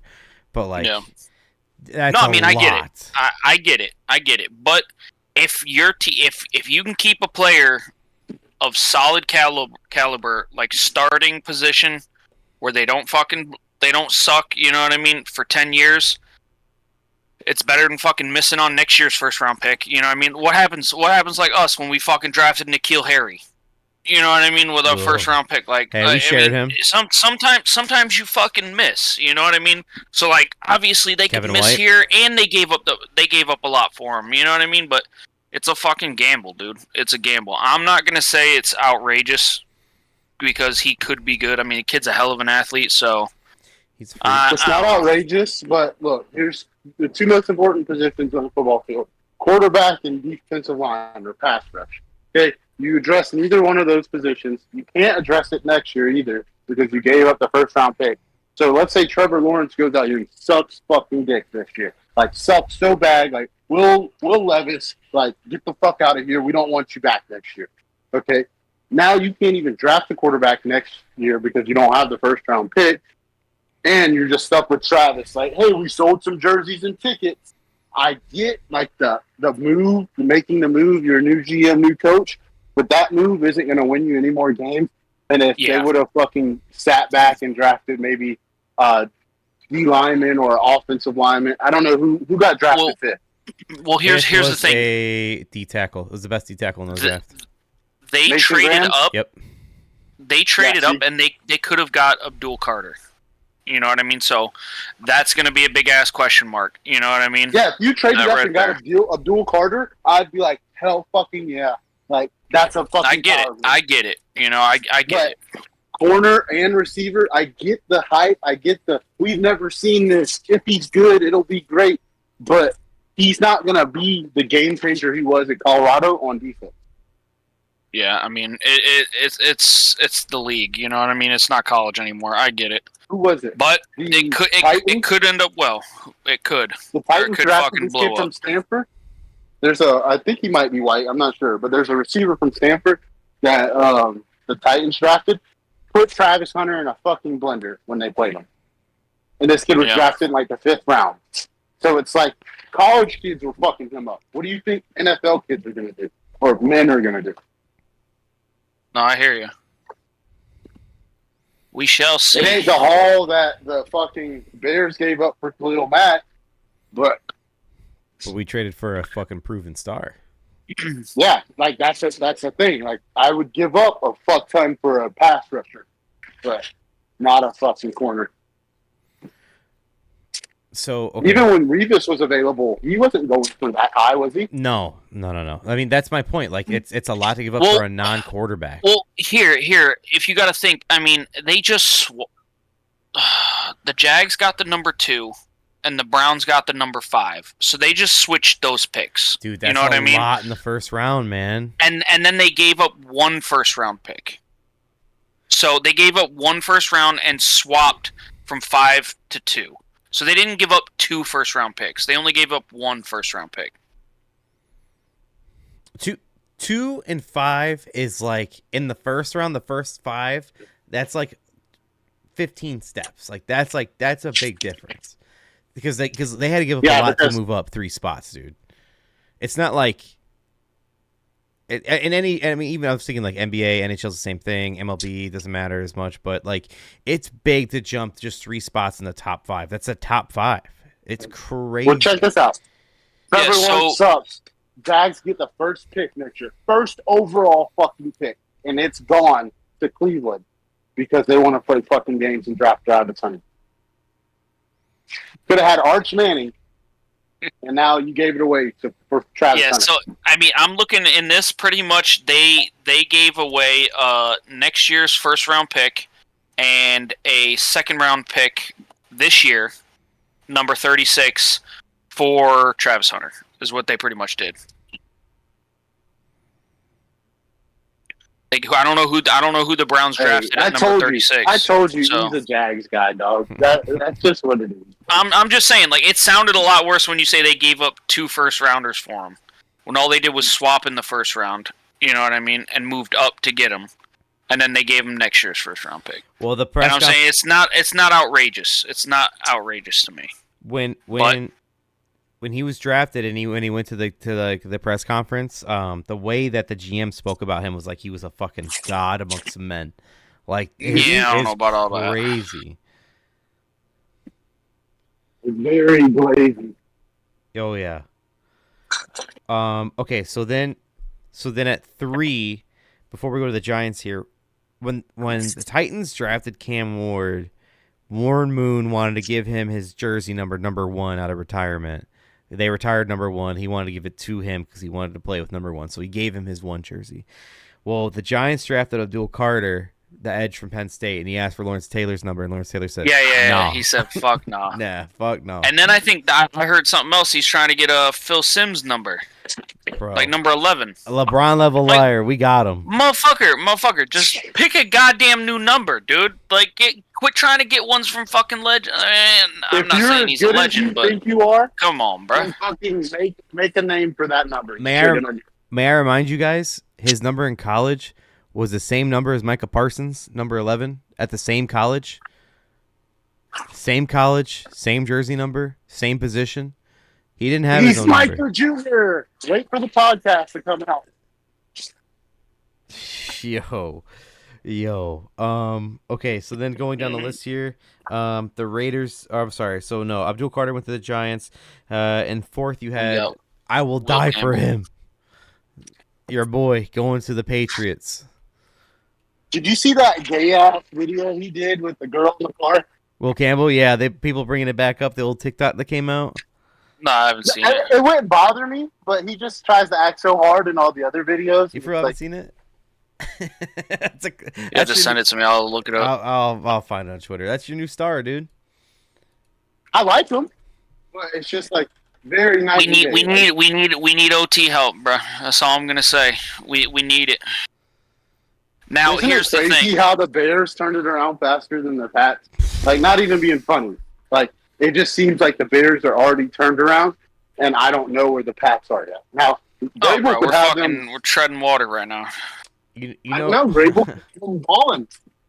You know who that Will Campbell, the guy you guys drafted. You know who his girl is? It's his former starting quarterback's sister, the starting quarterback of LSU's sister. What's his name? Brad Johnson's son? No, the guy that started last year, Nasimer or whatever. So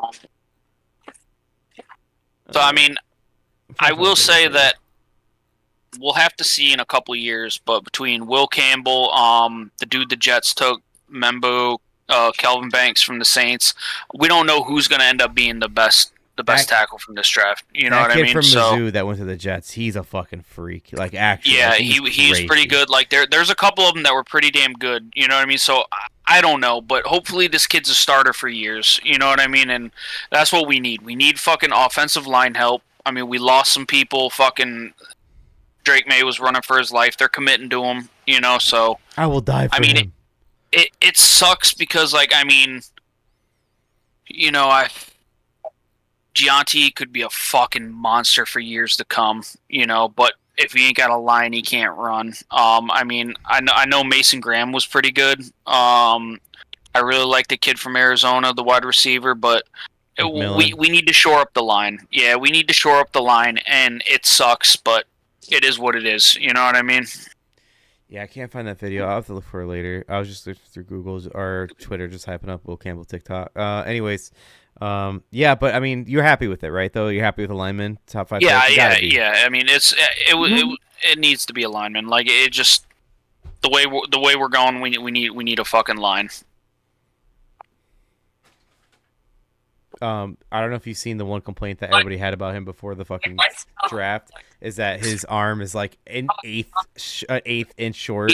He's got short arms, and that's why they're saying like he's gonna struggle against elite fucking pass rushers. You know, that could be a fucking thing. You know what I mean? I don't fucking know. Dog mentality over everything, dude. We'll see, dude. Dog mentality. I don't want to see Drake May get murdered fucking all next season. That's just spare me, dude. Spare me. So you guys got the best lineman in the draft, and then next goes to the Browns. They got the best defensive lineman in the draft. Their trade pick from Jacksonville, Mason Graham. He's a dog from Michigan. He's a dog. Then the Raiders. Go ahead. Let me jump in. You know, Vrabel was on defense. You know what I mean? I always think his mind's always on defense. You know what I mean? And the fact that he took Campbell over Graham. You know what I mean? So I agree. hopefully he knows what he's doing. You know, hopefully he knows what he's doing. Well, didn't you guys lost two cornerstone linemen, right? I think I know we lost the one that you were like, why the hell Andrews or Andrew? Mark Andrews. Yeah. Not Mark Andrews. And then there was another one. I want to say it might have even been 3, but there's been a couple of them. So, but yeah, I think you lost like another big piece on your left. I think it's your left tackle. I don't remember, but yeah. Yeah. Vrabel said he put hands on him and he liked the way the kid was blocking. So. Yeah, he said once he got his hands on him, he knew he wanted to draft him. Classic Vrabel, football guy. Yeah. Could have been talking about in the showers. I don't know. Though. Oh, true. Patriot way. It's the Patriot way. Oh, fuck, God. That's more right. LeBron level liar, dog. LeBron level. God damn. All right. How shitty is that, bro? Like you haven't even played yet. And motherfuckers already know you're alive. Like just day one, dude. It's Not like even that day one. Thibodeau, or not Thibodeau. What's that kid the Giants drafted? Yeah, Thibodeau. From Oregon. Yeah. Oh, I'm the hot shit and literally suck ass, bro. Just like Robert Kindici. All these fucking overhyped DNs, bro. Wait, why are you talking about? You're talking about all these New York players? They're all playing in New York, right? Oh, is Kindici in New York right now? Wasn't he a Jet? Oh, he might have been. I know he's a Cardinal. He was a Cardinal. No, I think you're right. I think he was a Cardinal. I'm thinking of somebody else. Hey, all right. Kyler's done this year. That's my hot take. Whoa. That's your boy, though. Nah, bro. That's your boy. Must be this fall to ride, bro. I pick number 5. Right. Mason Graham for the Browns. So we went to Mason Graham. He's gone. The Raiders draft Ashton Genty. Apparently, the Bears tried trading to 5 with Jacksonville. Jacksonville said no. They wanted to get something more, so they traded up to number 2. And then the Bears tried to reconvene and talk with the Browns. They're like, "Hey, we're still interested in 5." The Browns said, "What do you have to offer us?" They wanted them, huh? Yeah, we offered them what we were gonna offer the Jags, and they're like, "That's not enough because the Browns want the fucking farm." And then we're like, "Nah, we ain't trading." So then we didn't get Genty. Genty went next at 6. So then Genty goes to the Raiders. I like your pick better. He's gonna be a dog. I think Genty will be a dog. Yeah, I mean, granted, that's not the dude, bro. Huh? I mean, Komet can block. I don't think my opinion, I don't think you need fucking wild ass shit from your tight end when you got your wide receivers. You know, I think you need to fucking a good ass fucking blocking tight end.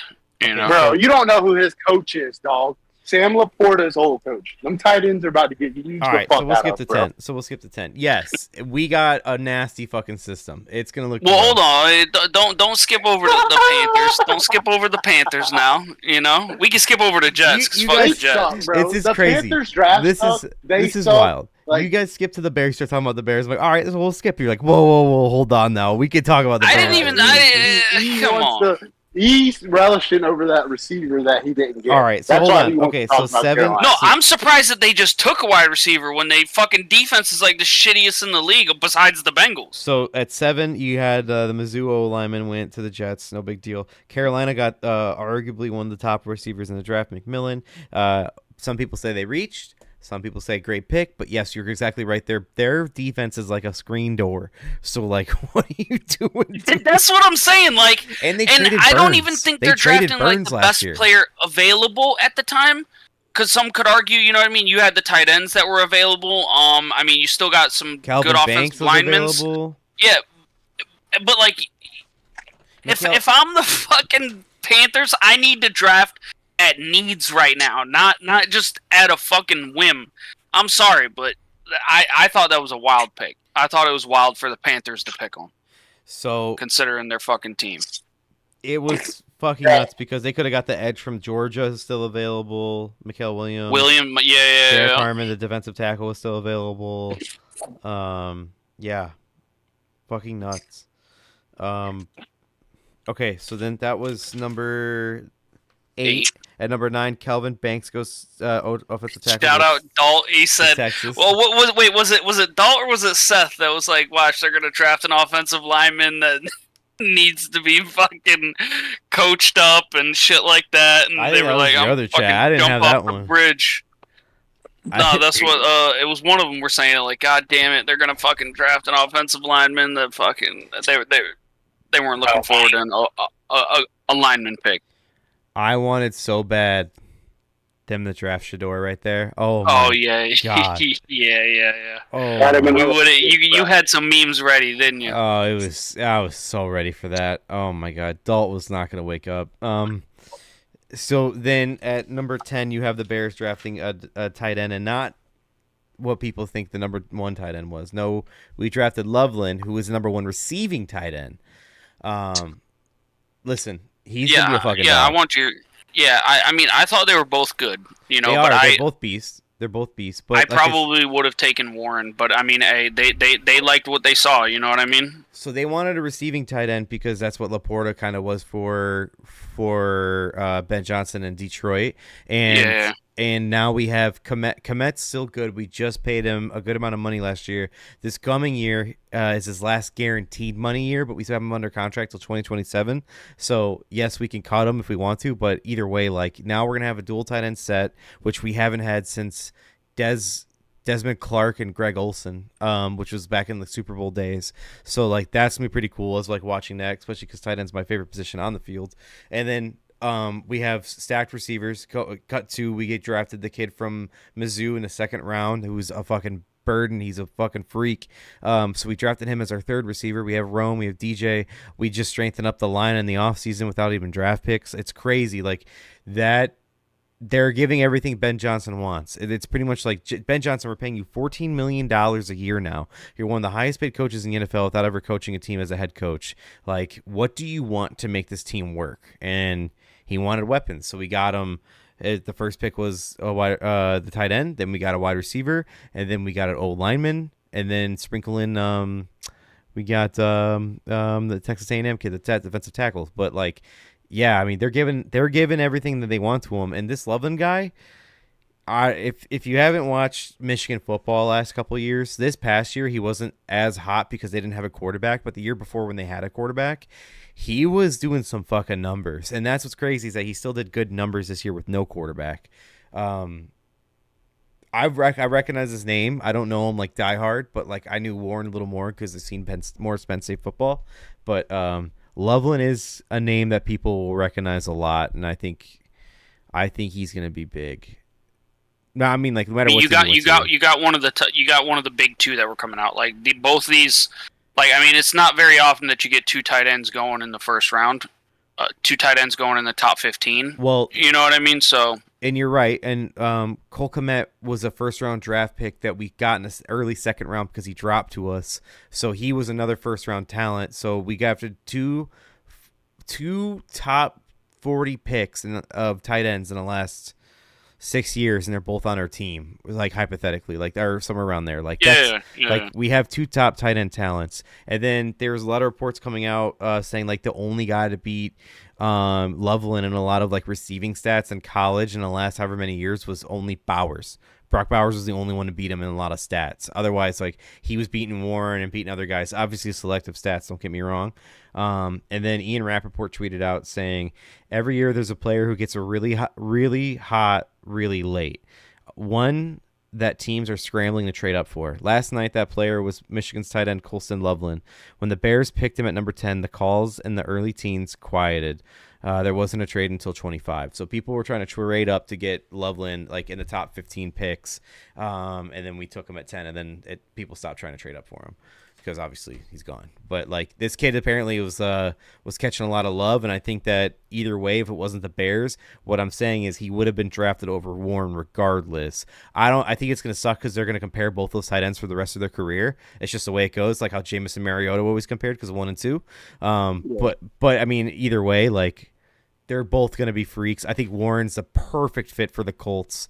He's going to be a monster for the Colts. I mean, depends on the quarterback that's thrown to him, but yeah, Yeah, I know. But Ben Johnson getting another weapon, that's all you had to say. I don't even care what the position was. I don't care what it is, who it is. You just tell me that he gets another weapon that he picks. Cool. I'm ready. Yeah, I'm saying like they are giving him everything he wants. I hope you guys do well with it. You know what I mean? What's crazy, and obviously we're gonna go over the rest of the first round picks here, but what's crazy is that we drafted Burden, and after night 1, he tweeted the picture of like he went out to go practice, at a turf field, and I didn't know. Obviously, at the time, I didn't know who was going to get drafted to. All I saw was night 1. That tweet went viral, and I was like, "Oh shit! Look at this receiver. He's fucking trying his ass off." And the next day, I'm like, "Oh fuck, that's our receiver. What the fuck? Like, we fucking got that guy. That's crazy. Hopefully, the hype works." But, no, I think just spoilers. I think our draft was awesome, obviously. But I will say this about our draft: they weren't picks that I expected. And I kind of like that. Like, I thought we were going to go defensive edge first, or Warren, or Genty, and we end up going with Loveland, not even on my radar. And then the second pick, I was like, oh, we're for sure getting defensive player. And then we got a wide receiver. And then third pick, I was like, I don't even know anymore. Like, both the first 2 picks I did not expect. So, like, keep cooking, I guess. I don't know. But yeah, we can go more into it when Nate gets in here too. But I'm a fan of Loveland. Nate's also a Michigan guy. So I'm curious to see what he thinks. He doesn't watch college football as much, but he likes Michigan if he had to pick a team. But I'm obviously buying in. I'm all in.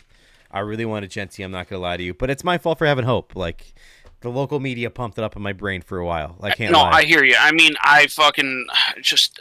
It was a monster. I wanted him to. You know what I mean? I think every fucking team wanted him. Because like I'm a sucker for badass fucking rookie running backs, especially in fantasy. You know what I mean? Like, I had Zeke, I had Saquon. You know what I mean? Fucking, you never know. I might have Gianti. You know what I mean? Like, it's and to have him on your team, hell yeah, dude! Everybody wants that shit. You know what I mean?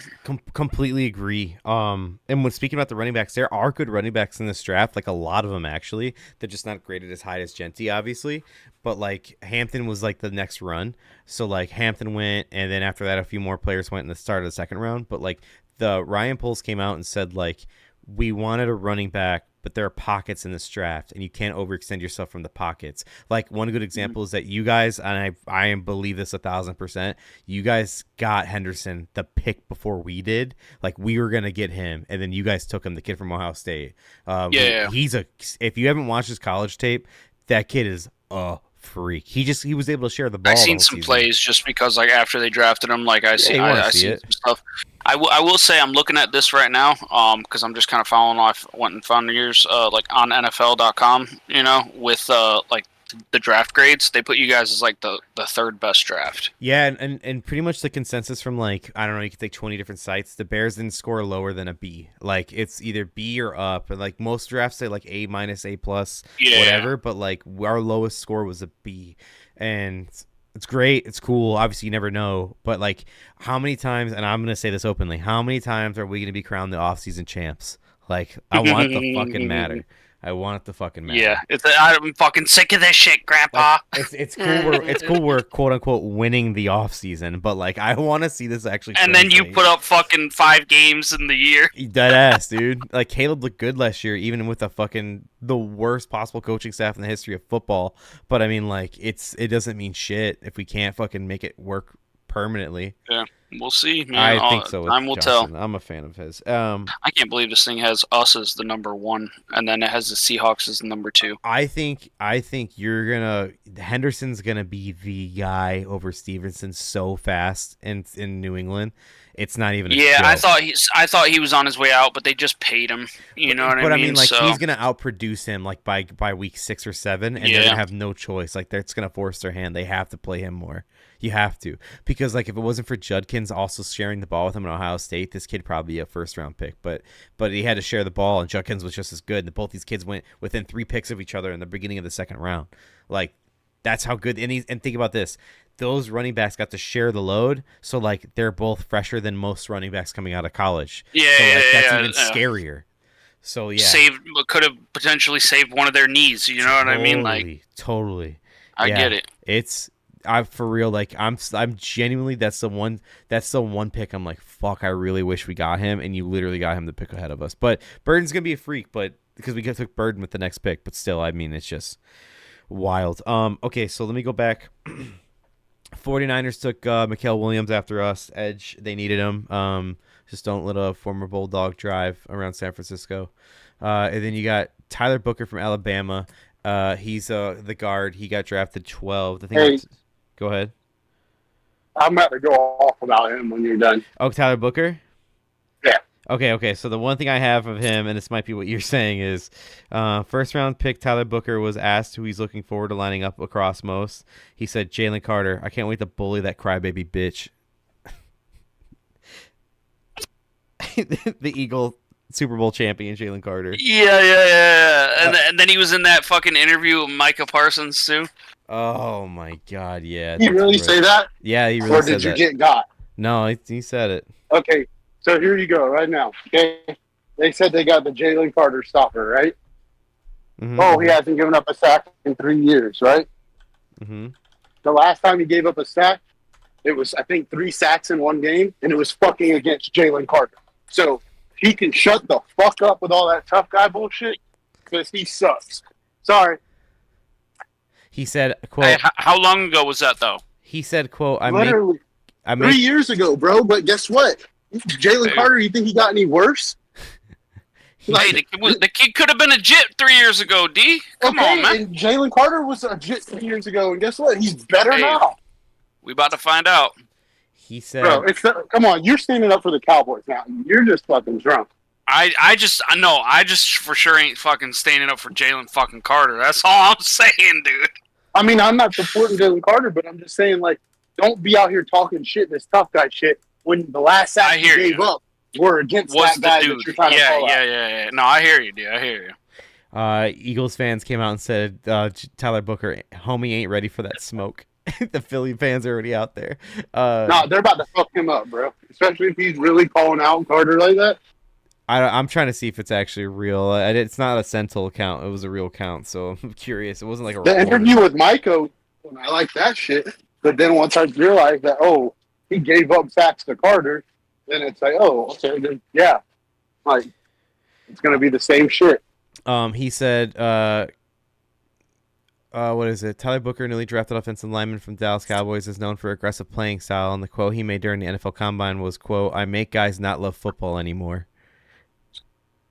Like Jalen made him not like football when he fucking put him in the dirt in the pressure. He elaborated, quote, football is a child's game. They get so excited until they come across Tyler Booker. When I'm going after you quarter after quarter, play after play, I start to see their love leave their eyes. That's what makes me love the game. This is a cowboy. Yeah, the man out here talking about himself in the third person. He got drafted, right? Why? He had the biggest hog. I was gonna guess, was he a fucking actual like Razorback or what? Like, no, he's got the biggest swamp. That's why. Jerry likes to fucking throw those stats out there. Bet. Yeah, damn. You don't remember that video? Yes, I do. Yes, I do. Don't. Yeah, I'm not playing it on here. No, just tell him. Was he out here really like talking about dudes' dicks? He's talking about locker rooms. Yeah, like who got that biggest hog in the locker room? He goes, no. That's not how it ended up. He's describing a player's height, weight, speed, strength, like how much he can bench, and then he goes, and he's 8.5 inches. Don't forget crucial information. And he's talking to like Jamie Foxx or some shit. He was talking to a celebrity, yeah. Oh yeah, that's him for you, man. So then at pick, he's measuring it in fucking riddles. At pick 13, you got Kenneth Grant from Michigan, D tackle, going to Miami. At pick 14, you had Tyler Warren going from Penn State over to the Colts. At pick 15, you had Jalen Walker, the Georgia linebacker, going to the Falcons. Now here's the Falcons are interesting, and we'll get to that in a second. And then 16, you have. I saw some people saying some shit about they were unsure about the Jalen Walker pick. Like what the Falcons did, I mean, there was a lot of question marks. Yeah, that's the first time they've drafted a Georgia player in the first round since like 2000 something, like 2001 or some shit. Like it's been a minute. Walter Nolan from Ole Miss, D-tackle, goes 16 to Arizona. 17, you have Shamar Stewart, Texas A&M, edge rusher going to the Bengals. The thing about this guy is that his body type that people compare him to is Myles Garrett. They're looking for the replacement for Hendrickson with this kid from A&M at the 17th pick. Yeah, Hendrickson's on his way out. Gray Zabel, which a lot of people say he's the most underrated and sneakiest guy sneaking into the first round from North Dakota State, a guard. He went to the Seahawks. Amika Abuha, wide receiver from Ohio State, he went to the Bucks. Barron from Texas, cornerback, went to the Broncos. I'm just skipping through. Real quick, Barron is the guy that you wanted originally, right, D? I believe so. Right, I remember it was a Texas corner. Texas, yeah, I remember him talking about him too. Well, Yeah. that's what I wanted. If your draft were saying month after thing would get. Right, yeah, like it made most sense because Alexander possibly leaving and shit like that. I'll get to the pack in a second. So Derek Harmon, Oregon defensive tackle, goes to Steelers. That makes sense. Here's a weird one. Huh? No, I was talking to my boss. Oh, my bad. Marion Hampton, North Carolina running back, goes to the Chargers. The Najee Harris, J.K. Dobbins, Gus Edwards running back room, the Chargers. Now, all of them probably aren't there anymore. I mean, he liked what he saw. Harbaugh liked what he saw. Yeah, run the ball. That's it. Just run it. Just run it all. Yep. God damn, dude. The Warriors are trying to lose this game. It's fucking bullshit. Okay. Next. Matthew Golden, wide receiver, Texas, going to the Packers. First-timer receivers drafted in the first round since 2003, 40, correct me on that, but never happened when Aaron Rodgers was there. Not once. Not even Devontae. He went second or third round. But Matthew Golden, Texas. And then, I think he's busy at work right now, but then this guy picks number 22 as his fucking number. As a wide receiver. What are we fucking doing here? What kind of chicken shit bullshit is this? Like, I thought we were trying to run a program. Is that your running back catching screens out there, dude? Or is that your fucking first round pick receiver? I don't give a fuck what numbers they pick, man. Let him do his thing. Dude, Who picked 22? You're wide receiver. Golden. Oh, fuck it. Guess what? My birthday's the 22nd. So I'm gonna go top He's a jersey. copping a jersey. Golden 22. Yes, sir. So no, I mean that's a fucking whatever, bro. Why you want to wear like? I actually looked into the kid too, but solely because everyone's saying like, man, they haven't fucking drafted any fucking wide receivers in the first round, and I don't know how long. I think he's gonna be good for you guys. So the reason I like him is because he's not he's not soft. Like he's like kind of like got some hood to him, like some thuggish. And it's like all our receivers are fucking like either soft spoken or fucking soft. So it's like I want someone who's going to be out there talking shit. Yeah, I get that. So he's got a YouTube channel. It's like a 45-minute video from draft week. I started watching like 10 minutes of it earlier today. But like he cusses like every 2 seconds, and I cuss all the time. But it's kind of like, oh hell yeah! All right, I'm liking him a little more now, D. Yeah. All right. I texted, so D and I were texting the draft night, and I texted him the moment the Packers got their pick. I said, "You guys got a all caps stud." D says, "Up, I'm wanting a jersey already." I said, "I don't blame you. He's a dog. He is." I watched him play a lot of ball in college. I think he's gonna be good. Dog. I think that guy's a steal at getting him late first round. Yeah. And pick 23. I think you guys are gonna have. I think he'll be around for a while. Mm-hmm. See his other teammate. Yeah, that's actually pretty crazy. But didn't he have like a problem, like some sort of like law thing, or am I thinking somebody else? I mean, his QB got undrafted or went to the 7th round of the Dolphins. Quinn Ewers. No. He lost like $1 million something or $4 million by not going back to college. It's some crazy amount. I think it's like $2 million, $1 million. I don't know. Yeah. He had great NIL deals. Ewers or whatever. Quinn Ewers, yeah, he got drafted by Miami. Yeah, he fucked up, but his family has bread, bro. He ain't stressing that. And honestly, I think Miami's a fucking great place to be. Great spot. Yeah, I completely agree. Great spot to go prove yourself as a quarterback. I mean, keep your helmet on. Just keep your helmet on. Chances dog. are you're gonna have some opportunities. Yeah. That's all I'm gonna say. They had guys off the street last year playing quarterback. You know what I mean? Jesus, they were out there fucking looking for Vince Papali. You know what I mean? God damn. Ugh. It's rough out there, dude. Fuck. All right, so next you got the guard from Ohio State going to Minnesota, Donovan Jackson, and then here we go. Giants Trading up Houston. the third trade of the draft. I'm sorry, second trade of the draft. Giants trading up with Houston to get Jackson Dart, Ole Miss. Last time I had seen an Ole Miss quarterback go to the Giants, they did some work. So 2 rings. Can they do it again? And you know that when all the Giants fans, or like everybody, not even just Giants fans, when they saw the trade up, they were like, "Oh shit, it's Shador, it's Shador." You know it. No, so you fucking know it. I was watching. I had a couple streams up that night. I love draft night. It's one of my favorite nights of the year.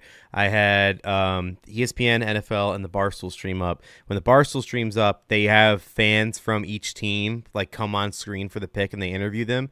The Giants, dude. Yeah, I yeah. saw So they had the Giants guys up there for the first pick, and when they got Abdul Carter right before they drafted him, they're like, I don't know, this might be Jackson Dart, and they're like, Jackson Dart this high, and they're like, yeah, apparently they're loving him, and then so they draft Abdul, and they're like super hyped, like I'm glad we got him, blah blah blah, and then Rico was just like a guy from State Penn. I'm not the biggest fan of the college, but because he hates Penn State, calls it State Penn, Rico of course, but then. They trade back up, bring it back on screen, and every one of them are so hyped. Like, it's Jackson Dart. It's Jackson Dart. And they got him. Like, Jackson Dart is going to be stealing the job from those two. Some say clowns. Some say former beasts. I don't know what you want to call them, but Russ and Jameis, you can beat that competition out by next year, no problem. I'm sorry, but, like, what are we doing here? You just got to out-prayer them. You got it. I know, like, we were over here hoping for a fucking tramp stamp tat, you know, and then it's the fucking Giants. He went from the Steelers to the Giants. I'm waiting to see if I'm keeping Malik Neighbors until if I know that Jameis has announced a starter or not. If he's announced a starter, Malik is staying. He's getting 3,000 yards he's every gonna get 2 bombs. weeks. You know what I mean? Granted, Yes. granted, we're looking at probably another 30 for 30 season, but the bombs and the yards—that's what matters. Yep, We're talking yep, bombs yep, and yards. yep. I ain't care about the picks. They ain't my quarterback. You know what I mean? Okay, so then, so they got Jackson Dart, and then Malik Neighbors trying to hop down the intercepted ball, you know, and then Yeah. fucking gets It hurt. was wrecked. Oh, you'd fucking snap. Oh shit! You would snap. I would though. I fucking would. So funny. And then you have another trade. Atlanta gave up quite a bit to trade up for an edge rusher, James Pierce Jr. from Tennessee. He was a freak at Tennessee, full disclosure. He was a beast. So they got two edge / linebackers in the first round, both top-ish for their positions, with the kid from Bama and the kid from Georgia. I'm trying to find the other pick. Well, the Falcons' defense Georgia, needed both it too. Georgia. You A know, kid from Georgia and a kid from Tennessee. Sorry. Yeah, that's the point. Like, they knew what they needed, and they went out and got it. So, like, props to them for trying to make a difference. yeah. I mean, there's going to be question marks there. They're like, did they take the right guys? I mean, there's other people available. You could have, you know, and all that. There's always questions on draft day. You know what I mean? But they're addressing needs. That's what every team should be doing. You know. Exactly. They knew where No, their they gave up weakness. too much for that checker guy. So that's us pulling up. The Falcons traded their 2026 first-round pick to the Rams for that. So they gave up next year's pick for that, too. And their second-round pick for this year. But, I mean, like, that's 2 first rounds you're giving up for an edge rusher, a late edge rusher at that. So, like, again, I watched him play. I thought he was sick, but, I mean, that's a lot you're giving up to get him. But at the same time, like we said, like, you knew what you needed, and you went out and got it. Malachi Starks, arguably, if not the best safety in the draft, gets drafted next at 27 to the Ravens. That's what they needed. They needed a fucking safety, and they just got the best one in the draft. Mm-hmm. So, I mean, just the Ravens being the Ravens, classic fucking Yeah, move. I mean, Ravens defense always making moves. You know. Tyleek Williams, the defensive tackle from Ohio State, goes to the Lions. Josh Connerly Jr., huge Oregon lineman, goes to Washington. Maxwell Harrison, the cornerback from Kentucky, he was a G. He was in the last spot of the draft room where people would walk out, and he shook everyone's hand. I saw that too. That was kind of dope. He's hyping up I everybody. like He ain't even on their teams, and he's hyping up everybody. That was kind of cool. Yeah. So, and then going back to the streams, I had on the Barstool one, and they interviewed Dawkins. You know, the man, the lineman Dawkins from Buffalo. And he said, we need a corner right now. I said, that's what we need the most. They're like, so you'd be fine with, or would you be upset if you don't get a corner? He goes, no, I trust them. I know what they're drafting. I think I know what they need, but I think we need a corner. And then Goodell's going up to the podium, and Dawkins looked like he was in his bag, like he was fucked up on something. I don't know if it was weed or drinking. He's like got his phone up to his head. He goes, if we draft the cornerback, I'm jumping in my pool. And it's just stopped everybody. They're like, you'll jump in your pool if they draft the cornerback? He's like, yeah, I'll jump in my pool. And they're like, this is game-changing television. And then, boom, they drafted him. He runs straight in the pool with the phone, comes out of the pool, and it's, like, so fucked up that they couldn't hear him, but they can see him. And they're just like, it's a dope clip on Twitter if you haven't seen it. He was so hype as fuck that they drafted a corner. Shout out to his new teammate. But, yeah, Harrison's a dog. And then the weirdest trade of the night, or of the weekend, I think, is the Eagles trade up one pick to get Campbell, the linebacker, from Kansas City. Yeah, they traded Kansas City. The Eagles, they just swapped picks right there. Now I don't know what else was involved, like what else they gave up, obviously. But they took Jihad Campbell from Alabama. Oh, and I saw a lot of people fucking. Whoa, hold on. They drafted. You say Jihad Campbell? Were they at the White House yesterday or 2 days ago? Is it after the draft? Just asking for a friend. Yeah, that's exactly what I saw. Fucking, of course, Twitter, you know. My door is about to be busted down. They gave up the number 32 and the number 164 picks in order to move up one spot. I mean, like, if you're the Chiefs, you're not even drafted a linebacker. You're like, yeah, fuck it. Just, all right. Exactly. Why not? Okay. I get an extra pick, you know? Yeah, that's fine. Okay, so then a couple other notes here. The Saints found their quarterback, Tyler Shuck. Shout out to Dalt. He got his new QB, the kid from Louisville. Apparently, he's on track to be the last player born in the 1900s drafted in the NFL. Because all the rest of the guys that are in college right now that are born in 1999 or around there aren't going to be drafted. So this is me, our last drafted player from 1990-something. The first player drafted from the 90s? Randall Cobb. Oh, is it really? Yep. Damn, what was that, like 40 years ago? Only reason I know is because they said it on draft day and we had the same birthday, and I was like, holy fuck. And then look how that turned out. Not too great.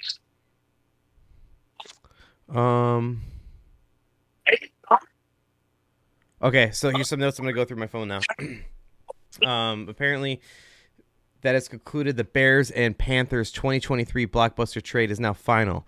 Out of that trade, the Bears got DJ Moore, Darnell Wright, the first round lineman draft pick, the second round draft pick Tyreek Stevenson from 2023, first round draft pick Caleb Williams, second round draft pick Luther Burden, and then the Panthers got Bryce Young.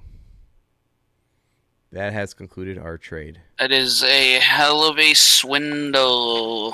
Yeah, it was taking advantage. And that was all because of the fucking Carolina's GM.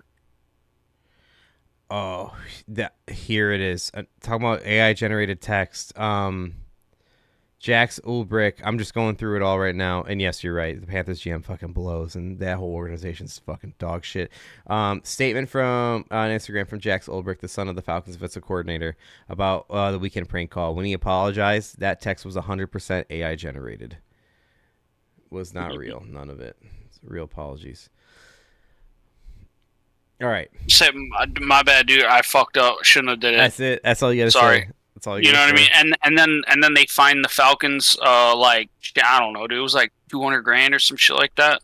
Yeah, $250 for the Falcons, $250,000, and then for Ulbrich, the coach, $100,000. My son cost me $100,000.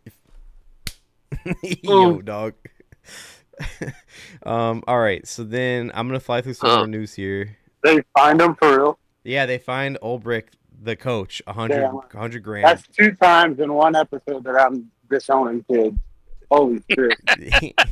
That's an Ole Miss boy, dude. Ole Miss is up right now, dude. Yeah. Put the word back out there that we up. Might not be for the right reasons, but we up. Thank you, Lane Kiffin.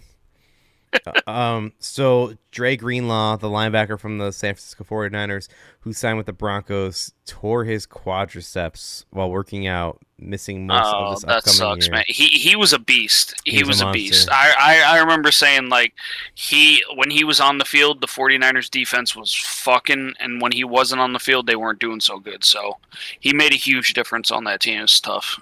Agreed. So he's going to be missing most of the season this year for the Broncos.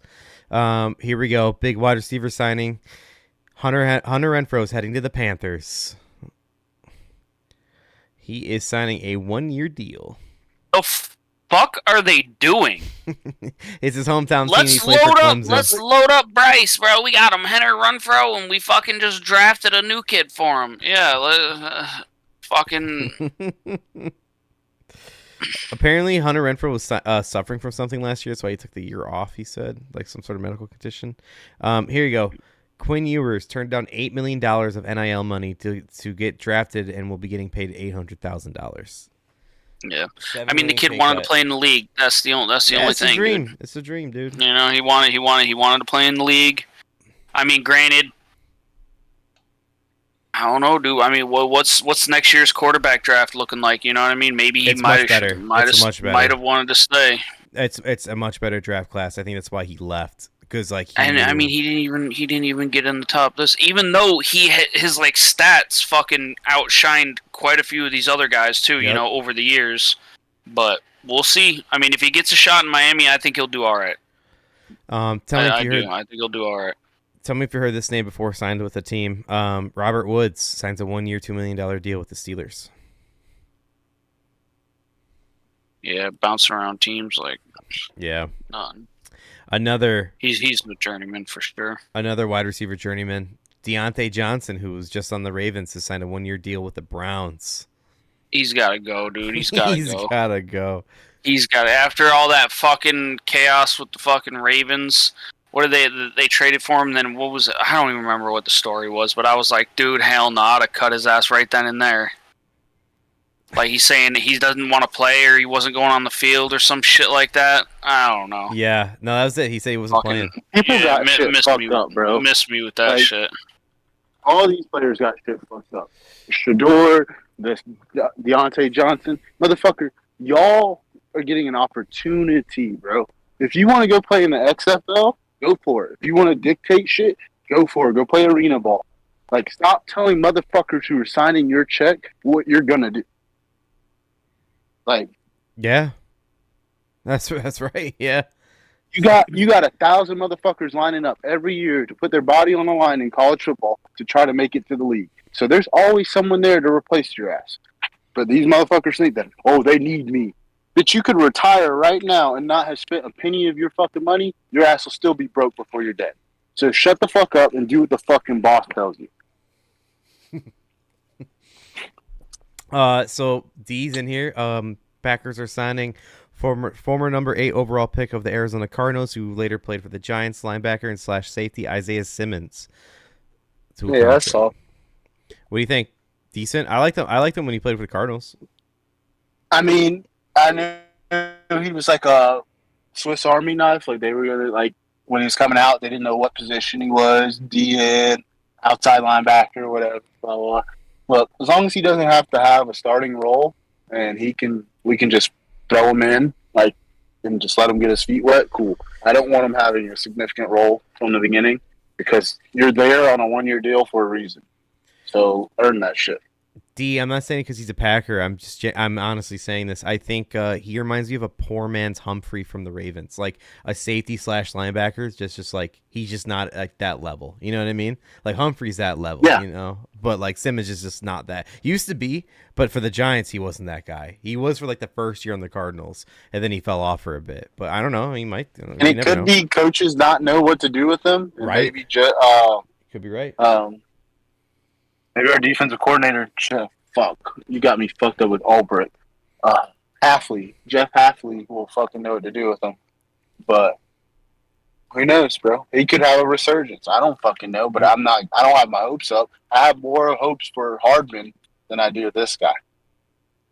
So, no, I feel that. That makes sense. McCole Hardman, the wide receiver of the future for the Packers. Here we go. Okay, so Team, so what'd you say? he's always on a championship team. So Sticking with the Green Bay news, the Detroit Times tweeted, Green Bay doesn't do it like Detroit.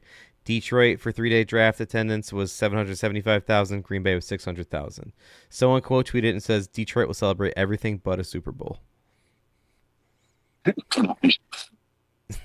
God, It was unnecessary, dude. Like, I mean, honestly, it's like these Detroit people love to take shots at Green Bay. Like even Ben Johnson, like going over to Chicago.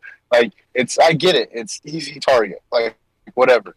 But you have a major city versus a fucking village, and you only had 175,000 more people. Congratulations, bro.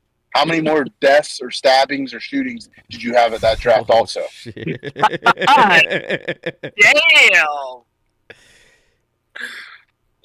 Hey, did you see? Did you see the? Hey, so when we drafting in Jacksonville? Yo, bro, you better fucking. I'm about to go into business of bulletproof vest.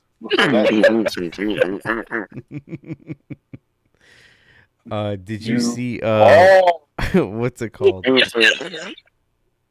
You know how Houston like grills became a big thing? Like grills was like the way of like everybody wanted to grill in Houston.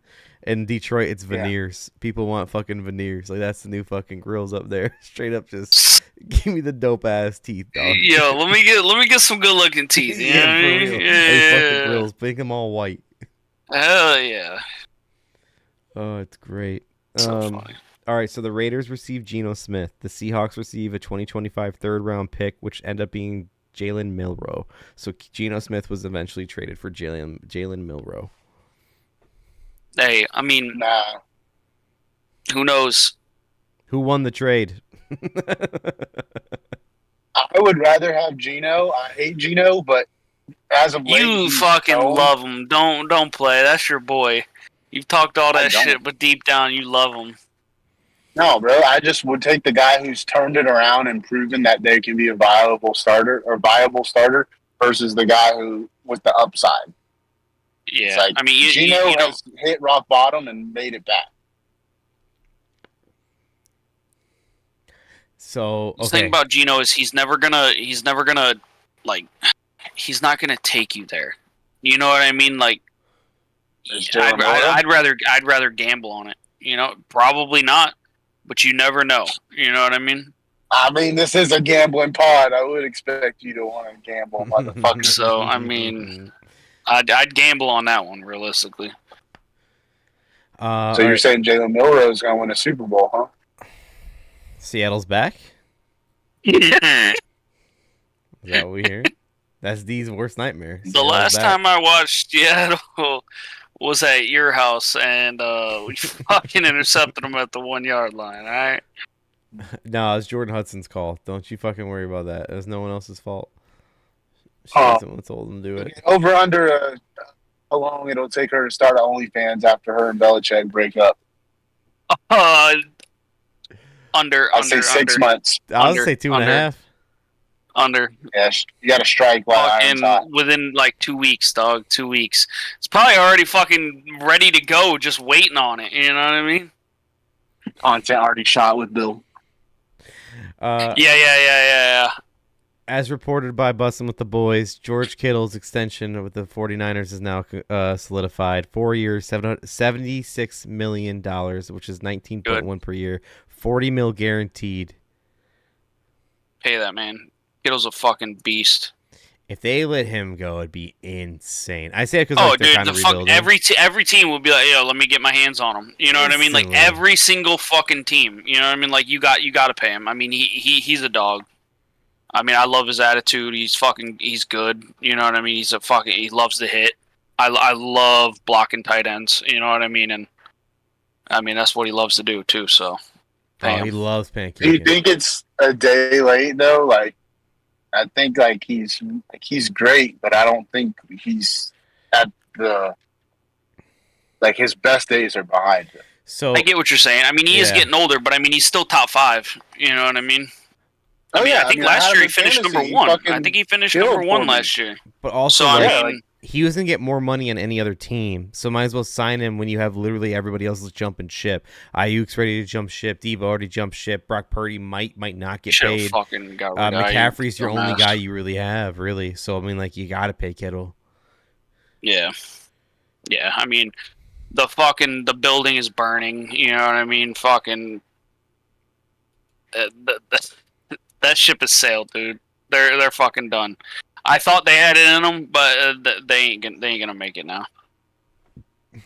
Okay, so the first trailer for Untold, The Fall of Favre, has been Unless released. Aaron Rodgers comes back. Oh, hold up, we're talking Brett Favre right now, dude.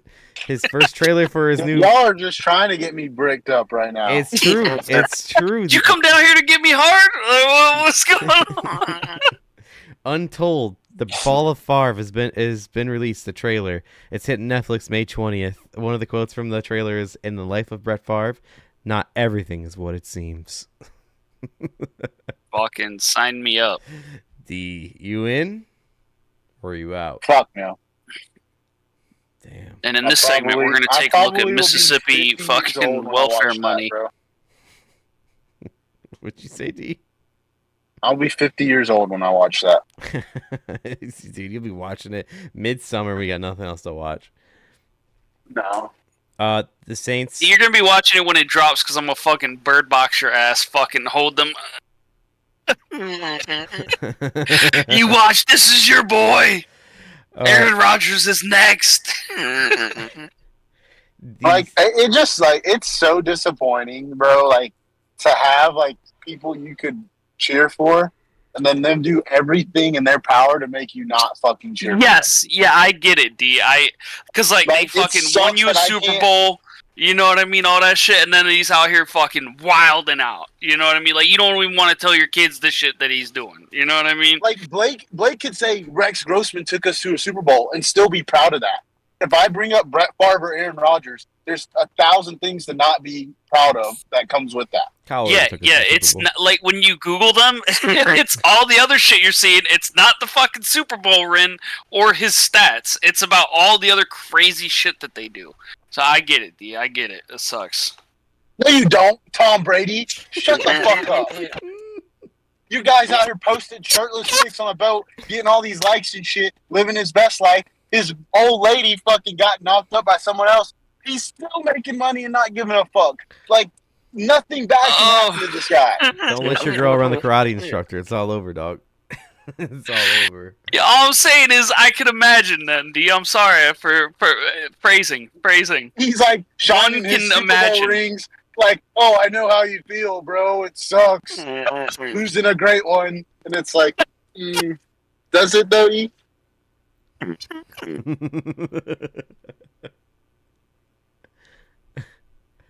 You got me. Sorry, you're currently listening. You got me. We You got got him. me. It's over. Sorry for trying to empathize. My bad. You know, won't do that again. He's over here. All lives matter, D. All lives matter.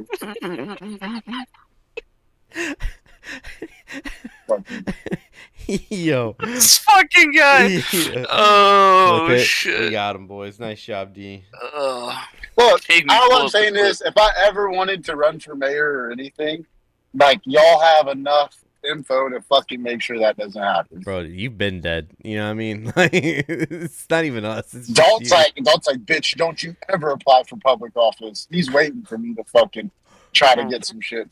He's like, remember that Mike Leach shit? Now I got your ass, D. Dalt's over here like, come to my state. You'll be governor. I know a whole lot of welfare money that can be accessed.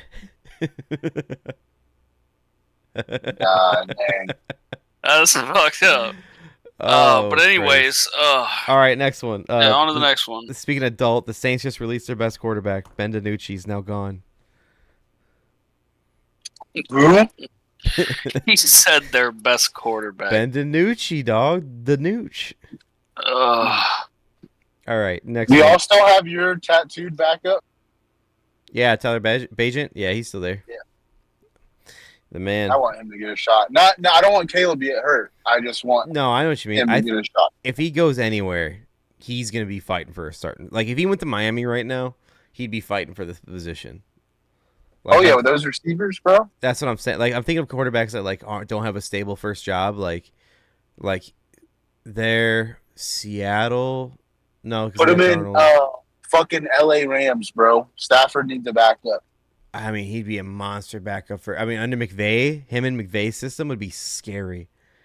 But I think Badgett's actually a real deal. I'm not saying it because I'm a Bears fan. I'm saying it because like the kid plays his ass off.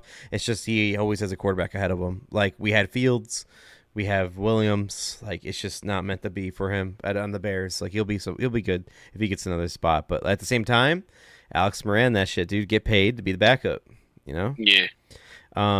The Bills are signing former Browns and Jets Elijah Moore, 1 year, $5 million deal. Oh, the guy who fucking wasted spots on everybody's fantasy team. That's exactly it. Yep. That's exactly it. He's gonna be amazing. All right, I'm almost at the end of the notes here. Bucks quarterback Baker Mayfield and his wife took the first-round pick that they drafted this year, Egbuka, and his family out for lunch after they arrived in Tampa this weekend. Baker showing out. The Browns, bro. They let him go, dude. Shador How would can you let that never. man go? Shador would never. Aaron Rodgers would fucking cuss you out rather than take you to lunch.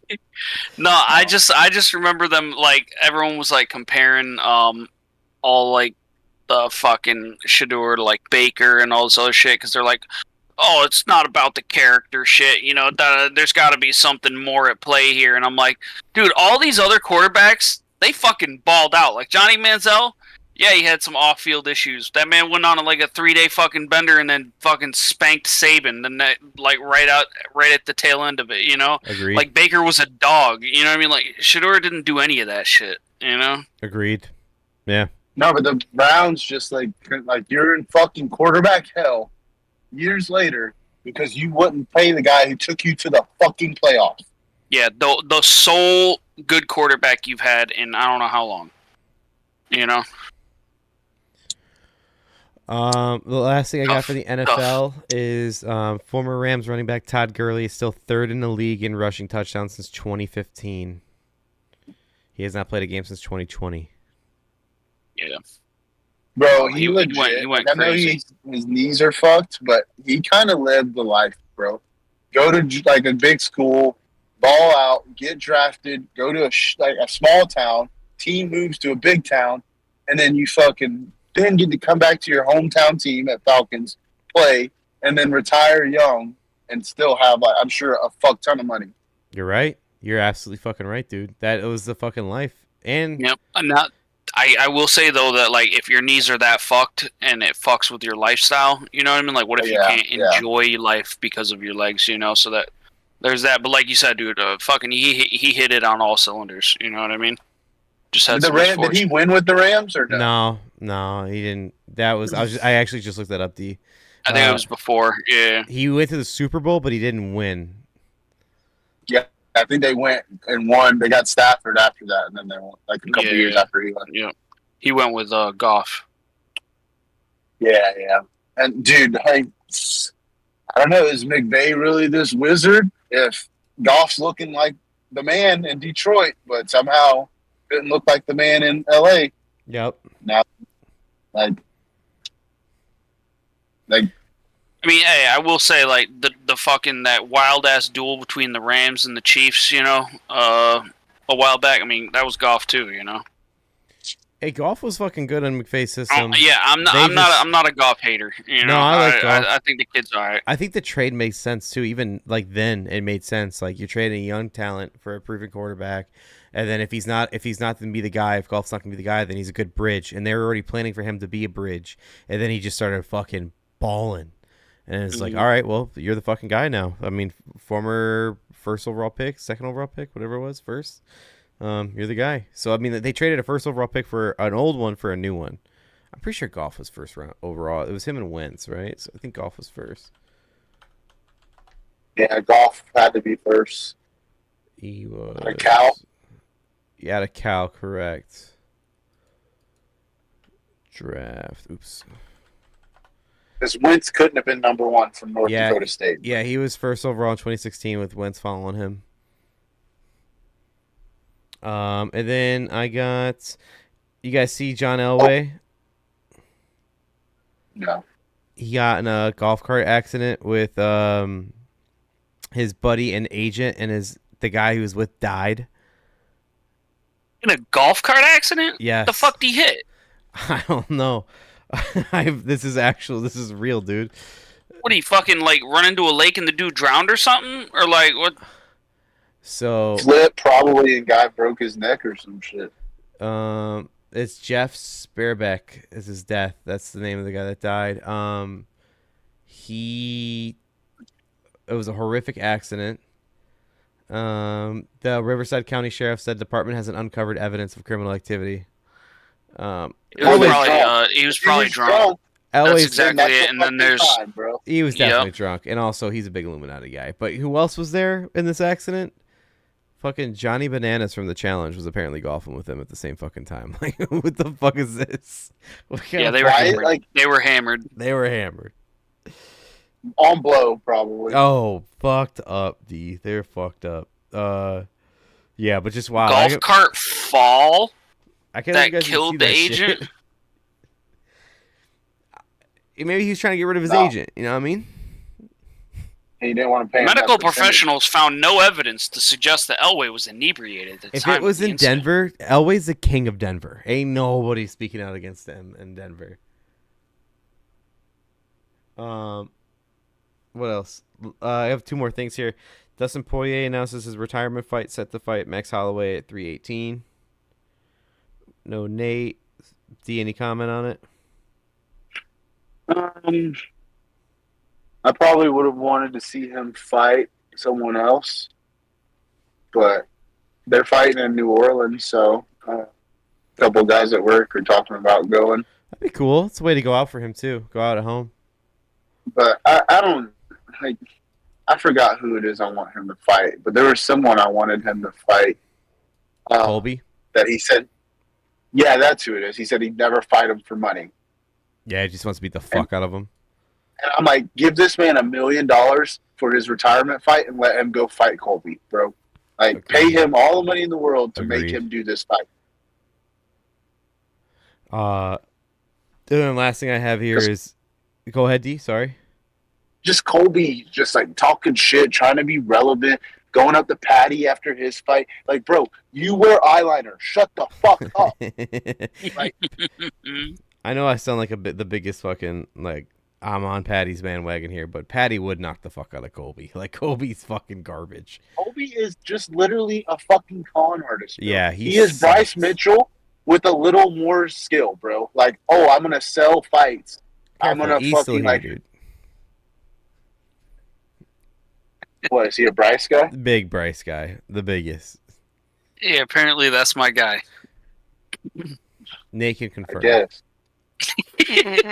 There's big three. If you're a flat earther, Bryce, I'm over here like fucking E, and the H man in a boat. You know what I mean? Who's Bryce? I'm like, oh god damn, god damn, this is my guy apparently. God damn. There's a clip of him I saw the other day, and he's like, every time I get, he goes, you know why I wear boots on a plane? Because there's always 4 terrorists when they're trying to do some stuff.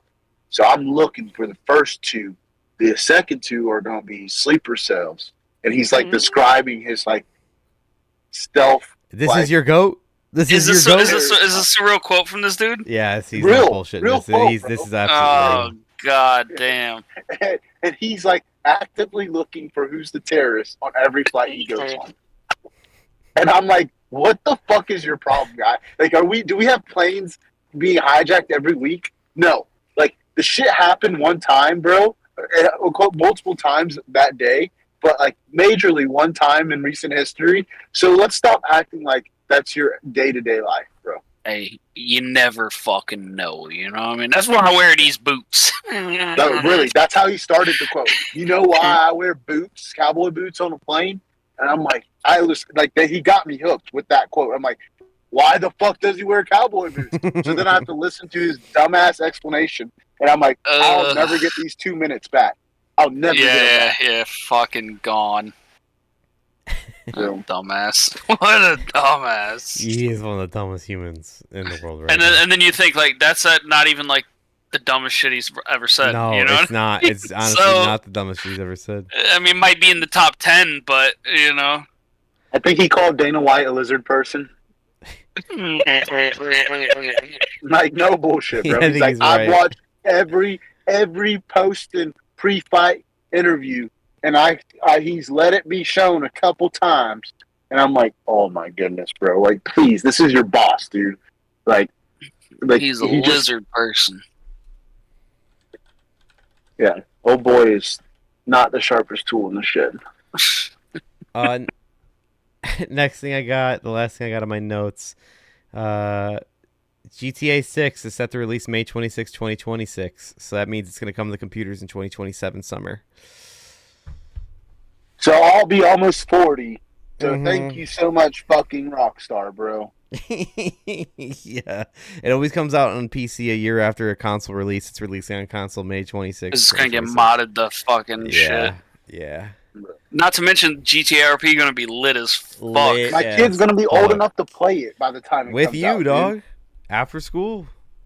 No, I don't want Yo, that. you going to be bringing it back? What was your dude's name? What was his name? Dale Dale Douche. Dale Douche. That's his name of Discord. Hell yeah. My man didn't even change it for the server. He changed it for Like dead ass. everything. That's Dale Douche, dude. Hey, that And name, he's never changed it after like 2 years. His kid uses his name in here. you could put that shit on my tombstone with the fucking caricature of fucking Dale Douche with his red mullet. The red Oh mullet. my god, dude. Pulling up in the fucking mines. Oh boy. The overalls and the golf cart. Took him 30 minutes to drive up there. I missed it so much. That was like, Yeah, I only get peak. to mine 2 things because y'all have done all the other modules. I was peak. Oh my god, dude. What are you doing, D? What are you doing? Don't fuck around and let me get on day shift, bro. I'll fucking be Dale Douche in a heartbeat. Oh my Oh, god. that's so funny. Well, I got nothing else, boys. Yeah, I mean, tomorrow. Nate would have had a stroke. He sees how long we've been on this thing. Fuck them, bro. We're pushing 2.5 hours here. already. But yeah, draft night's over. Kentucky Derby tomorrow. We have NHL and NBA playoffs going on. It's winding down. I think the Rockets and Warriors are now going to Game 7. It looks like it because they're up by 14 with a minute and 15 left. The Rockets are. They're going to tie the series up. As far as NHL, we had a game tonight. It was tied up the series. The Blues beat the Jets, so 3-3 series there. I'm going to be transparent. Tough seeing the Lightning getting it right now. I'm going to be transparent and open with you guys. I felt hot after winning my future for the Gators, so I placed another future down before the NHL playoffs. And I put $100 on the Avalanche to win. The Avalanche is 3-3 right now. They I better know. fucking. You better hope they take it from the start. Time out. Listen. So last night I was watching the game, halfway asleep, like I was ready to pass out, and they were down. Won. They were down 3-2, and I was stressing my fucking dick off. And then I stayed up, and they came back. They smoked them. I'm looking right now. It's 7-4. Yeah, they got all the I goals see, in the final 10 minutes. Like they just kept unleashing. But I was stressing. So I'm gonna be watching tomorrow hardcore, 7:00 my time. Dude, there's a good chance the Panthers take it again. Lightning's good, and they're beating up on the Lightning right now. They actually cleared it. They actually cleared it a couple days ago. Here's the thing: if the Avalanche beat the Stars, they're going to the Cup. They will beat the winner of Jets and Blues, because the Jets I think they're a little overrated. I mean, they did great at this. I haven't really followed lately, but they had like the first fucking half of the season, like they were fucking monsters. I low-key would rather them face the Jets than the Blues, because I think the Blues are too much momentum on their side right now. Their fans are. I hate St. Louis fans. And then they can beat Golden Knights or Oilers, no problem too. The only team I'm actually concerned about, other than the Stars, because like I said, the Stars they're a wagon. would be the Panthers because the Panthers know how to win. They just know how to win. Right now, we're looking at Panthers, Capitals, possibility between Jets, Blues, Vegas, the Maple Leaves, and the Oilers. Yeah, and then the Avalanche and Stars. So that's pretty much it's getting down to the nitty gritty there. So the odds I got the Avalanche. Oh, and Carolina. I got the Avalanche. I got this before the playoffs. It was like 2 days before the playoffs started. I got them at plus 750, so it turns into 850 if I hit. You're telling me my hockey club isn't fucking in the playoffs? Utah? Not a fucking chance, D. The Yetis? Not a fucking chance. So I should have stayed with the Lightning. Fuck. Yeah, I think so. You guys went. They just got clapped by the Panthers. They went. Panthers you guys went 38 and 31. That's winning record. Tomlin numbers, dog. Tomlin numbers. That's Jeff Fisher. That's Tomlin numbers, baby. That's funny. And then the Lightning went 47 and 27. And where'd the Avalanche finish? They went 49-29. Yeah.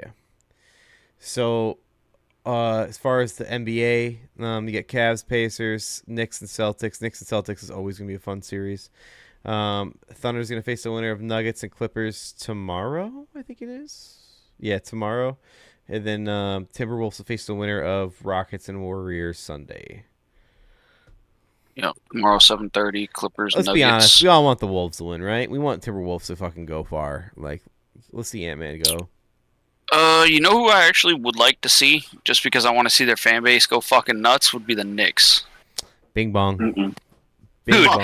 I want to see Spider-Man out there in the fucking streets again with the Hennessy bottle, going nuts with the Knicks fans. Yeah, dude. And that's just for the clips alone, dude. Just for those clips alone, it would be hilarious. You know how sad Big Cat would be? Does he hate the Knicks? He was on the Knicks, dog. Oh, really? Who are you talking about, Cat? Big Cat. Big Yeah, Zesty? bro. Big Zesty's on the Knicks. Oh, he's on the Knicks now? Oh, I thought he was on the Knicks. Now he got no, traded he was to the on the Knicks. Timberwolves. Yeah. He got traded. That's right. That's why they're balling. These boys zesty. Out here fucking taking it to the Pistons. Yeah, Fucking I'm surprised the Pistons made the playoffs. Time out. Full disclosure, the Pistons was D's old team. Yeah, back in the day, bro. Yeah, that was D's old team. Dude, all I remember is them getting fucking murdered. Murdered. And then all of a sudden I'm looking and it's like, oh yeah, they're in the fucking playoffs. There's a funny video going around on Twitter. This is a real like news segment from a news station in Detroit where this lady, the news reporter for like the game, was like this like white lady. She's going out there on the court and she's reenacting how like Cade Cunningham didn't get called for a foul, and she make it look like it's a crime scene. Like they reenacted like it was a murder. Like this is where he stood. It was like they were taking it full serious too. It's just like Detroit going hard for their people. But well, you like Cat Steve because when he went to the Knicks, he got all the guys Nintendo Switches, like for their away games and shit, and so they could play on the plane and stuff. So he's a real team player, bro. What up? Playing Fortnite on the Switch. All right, come on, who's doing that? Fucking 8-year-olds. yeah, come on. Who's doing that? Come That's on, guys, crazy, seriously. right? Could you Get outta imagine? here. You guys are wild. What's wrong with you? All right, boys. Anything else you got on here? I mean, You got a tomorrow? future for NBA? No, I stayed away. I don't trust the NBA for shit. I would have done the Wolves, but like I wouldn't have put a lot of money on it. They wouldn't. I bet their odds are fucking a lot higher now. Yeah, I know. Is Jimmy hurt? No, he's playing. He's playing tonight. All right, Play for the I Warriors. see that. Yeah, Celtics Knicks is going to be a good. It's going to be a good series. The Cavs should beat the Pacers. Man, I love. No. Pacers So been we'll hot. Papa Halliburton, bro. Oh yeah, D, your guy. He's banned. Did He you is my see? guy, bro. Did you We're see mixed those brothers. shirts? Was that a real thing or was that photoshopped? I only don't saw know. the I picture. hope it's real. I hope it's real. What were the shirts? is talking about his dad. Fucking keep your hands off or some shit like that. Yeah, I gotta it's see. like, yeah, it's to some like Mr. Halliburton hands off or some shit. Let's see. NBA playoffs. I want to see. Ooh, a lot of soccer tomorrow. Oh, the shirt said "Control your dad." It's obviously not real, but that's so funny. Oh, dude, the finals. Oh shit, to win the NBA championship, the Timberwolves are plus 1,700. Really? $100 would win you $1,800.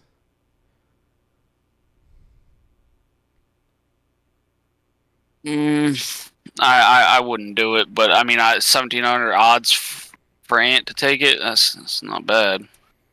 What if I put $20 on that right now? What about your boy Butler for the Warriors? Because they're 3-3 right now. If he faces the Timberwolves, Ant's gonna put him down. Low key, kind of want to put $20 on the fucking Timberwolves, win me 350, 360. Do it. You're fucking reckless, man. Do it. Do it. Hit it. Hit it. We're riding with the Wolves for the playoffs, boys. It's going down. Yeah. We're in it. I've lost. Do what Kevin Garnett couldn't do for the Wolves. That'd be so sick. Okay. Well, what else? Derby tomorrow. More playoff. UFC's not important right now. Soccer's in and out. Yeah, that's all I got. All right, you boys got anything? We'll get on out of here. This is Nate's worst nightmare. D? Yeah, could you imagine just not even saying that you're not going to be here? I mean, pretty wild, right? Can you imagine meeting up with your boy today and saying, "Hey, we doing the podcast tonight?" And I respond, "Yeah." Yo, that's wild. Actually, no, that's out of pocket. Come on, Nate. He can never say anything ever again. Yeah, I'm asking for whale harpoons, dog. That's a real deal. That is not bullshit with you at all. You doing the podcast tonight? Yeah, I am. You ready for it? Or you can do the podcast tonight? Yeah, we are. Gonna be late. Start without me. Quote. Fucking, we need. You know what we need to do? Let's all get the fucking. Let you and me buy some. Just get a white T-shirt and fucking Sharpie that shit in and quotes. Jesus Christ! Gonna be late. Start without me. It's unfucking believable, dude. That's wild. Hey man, sometimes the kids don't want to go to bed when it's bedtime. Sometimes you fall asleep putting the kid to bed. All right, we out of here. Hey, it happens. It happens like that. But I mean, is he Especially under that big? Is he stepdadding it up right now? Yeah. Especially under that big Montana sky, it's hard not to fall asleep. And on that note, we're out. We're out. We'll see you on Rumble next week. Ugh. Have a good night. Good luck with your bets. Good luck with the Derby bets. Good luck with the playoff bets. Good luck with your futures. We'll see you guys next week. Hopefully some more NFL news. Until then, see ya. Deuces.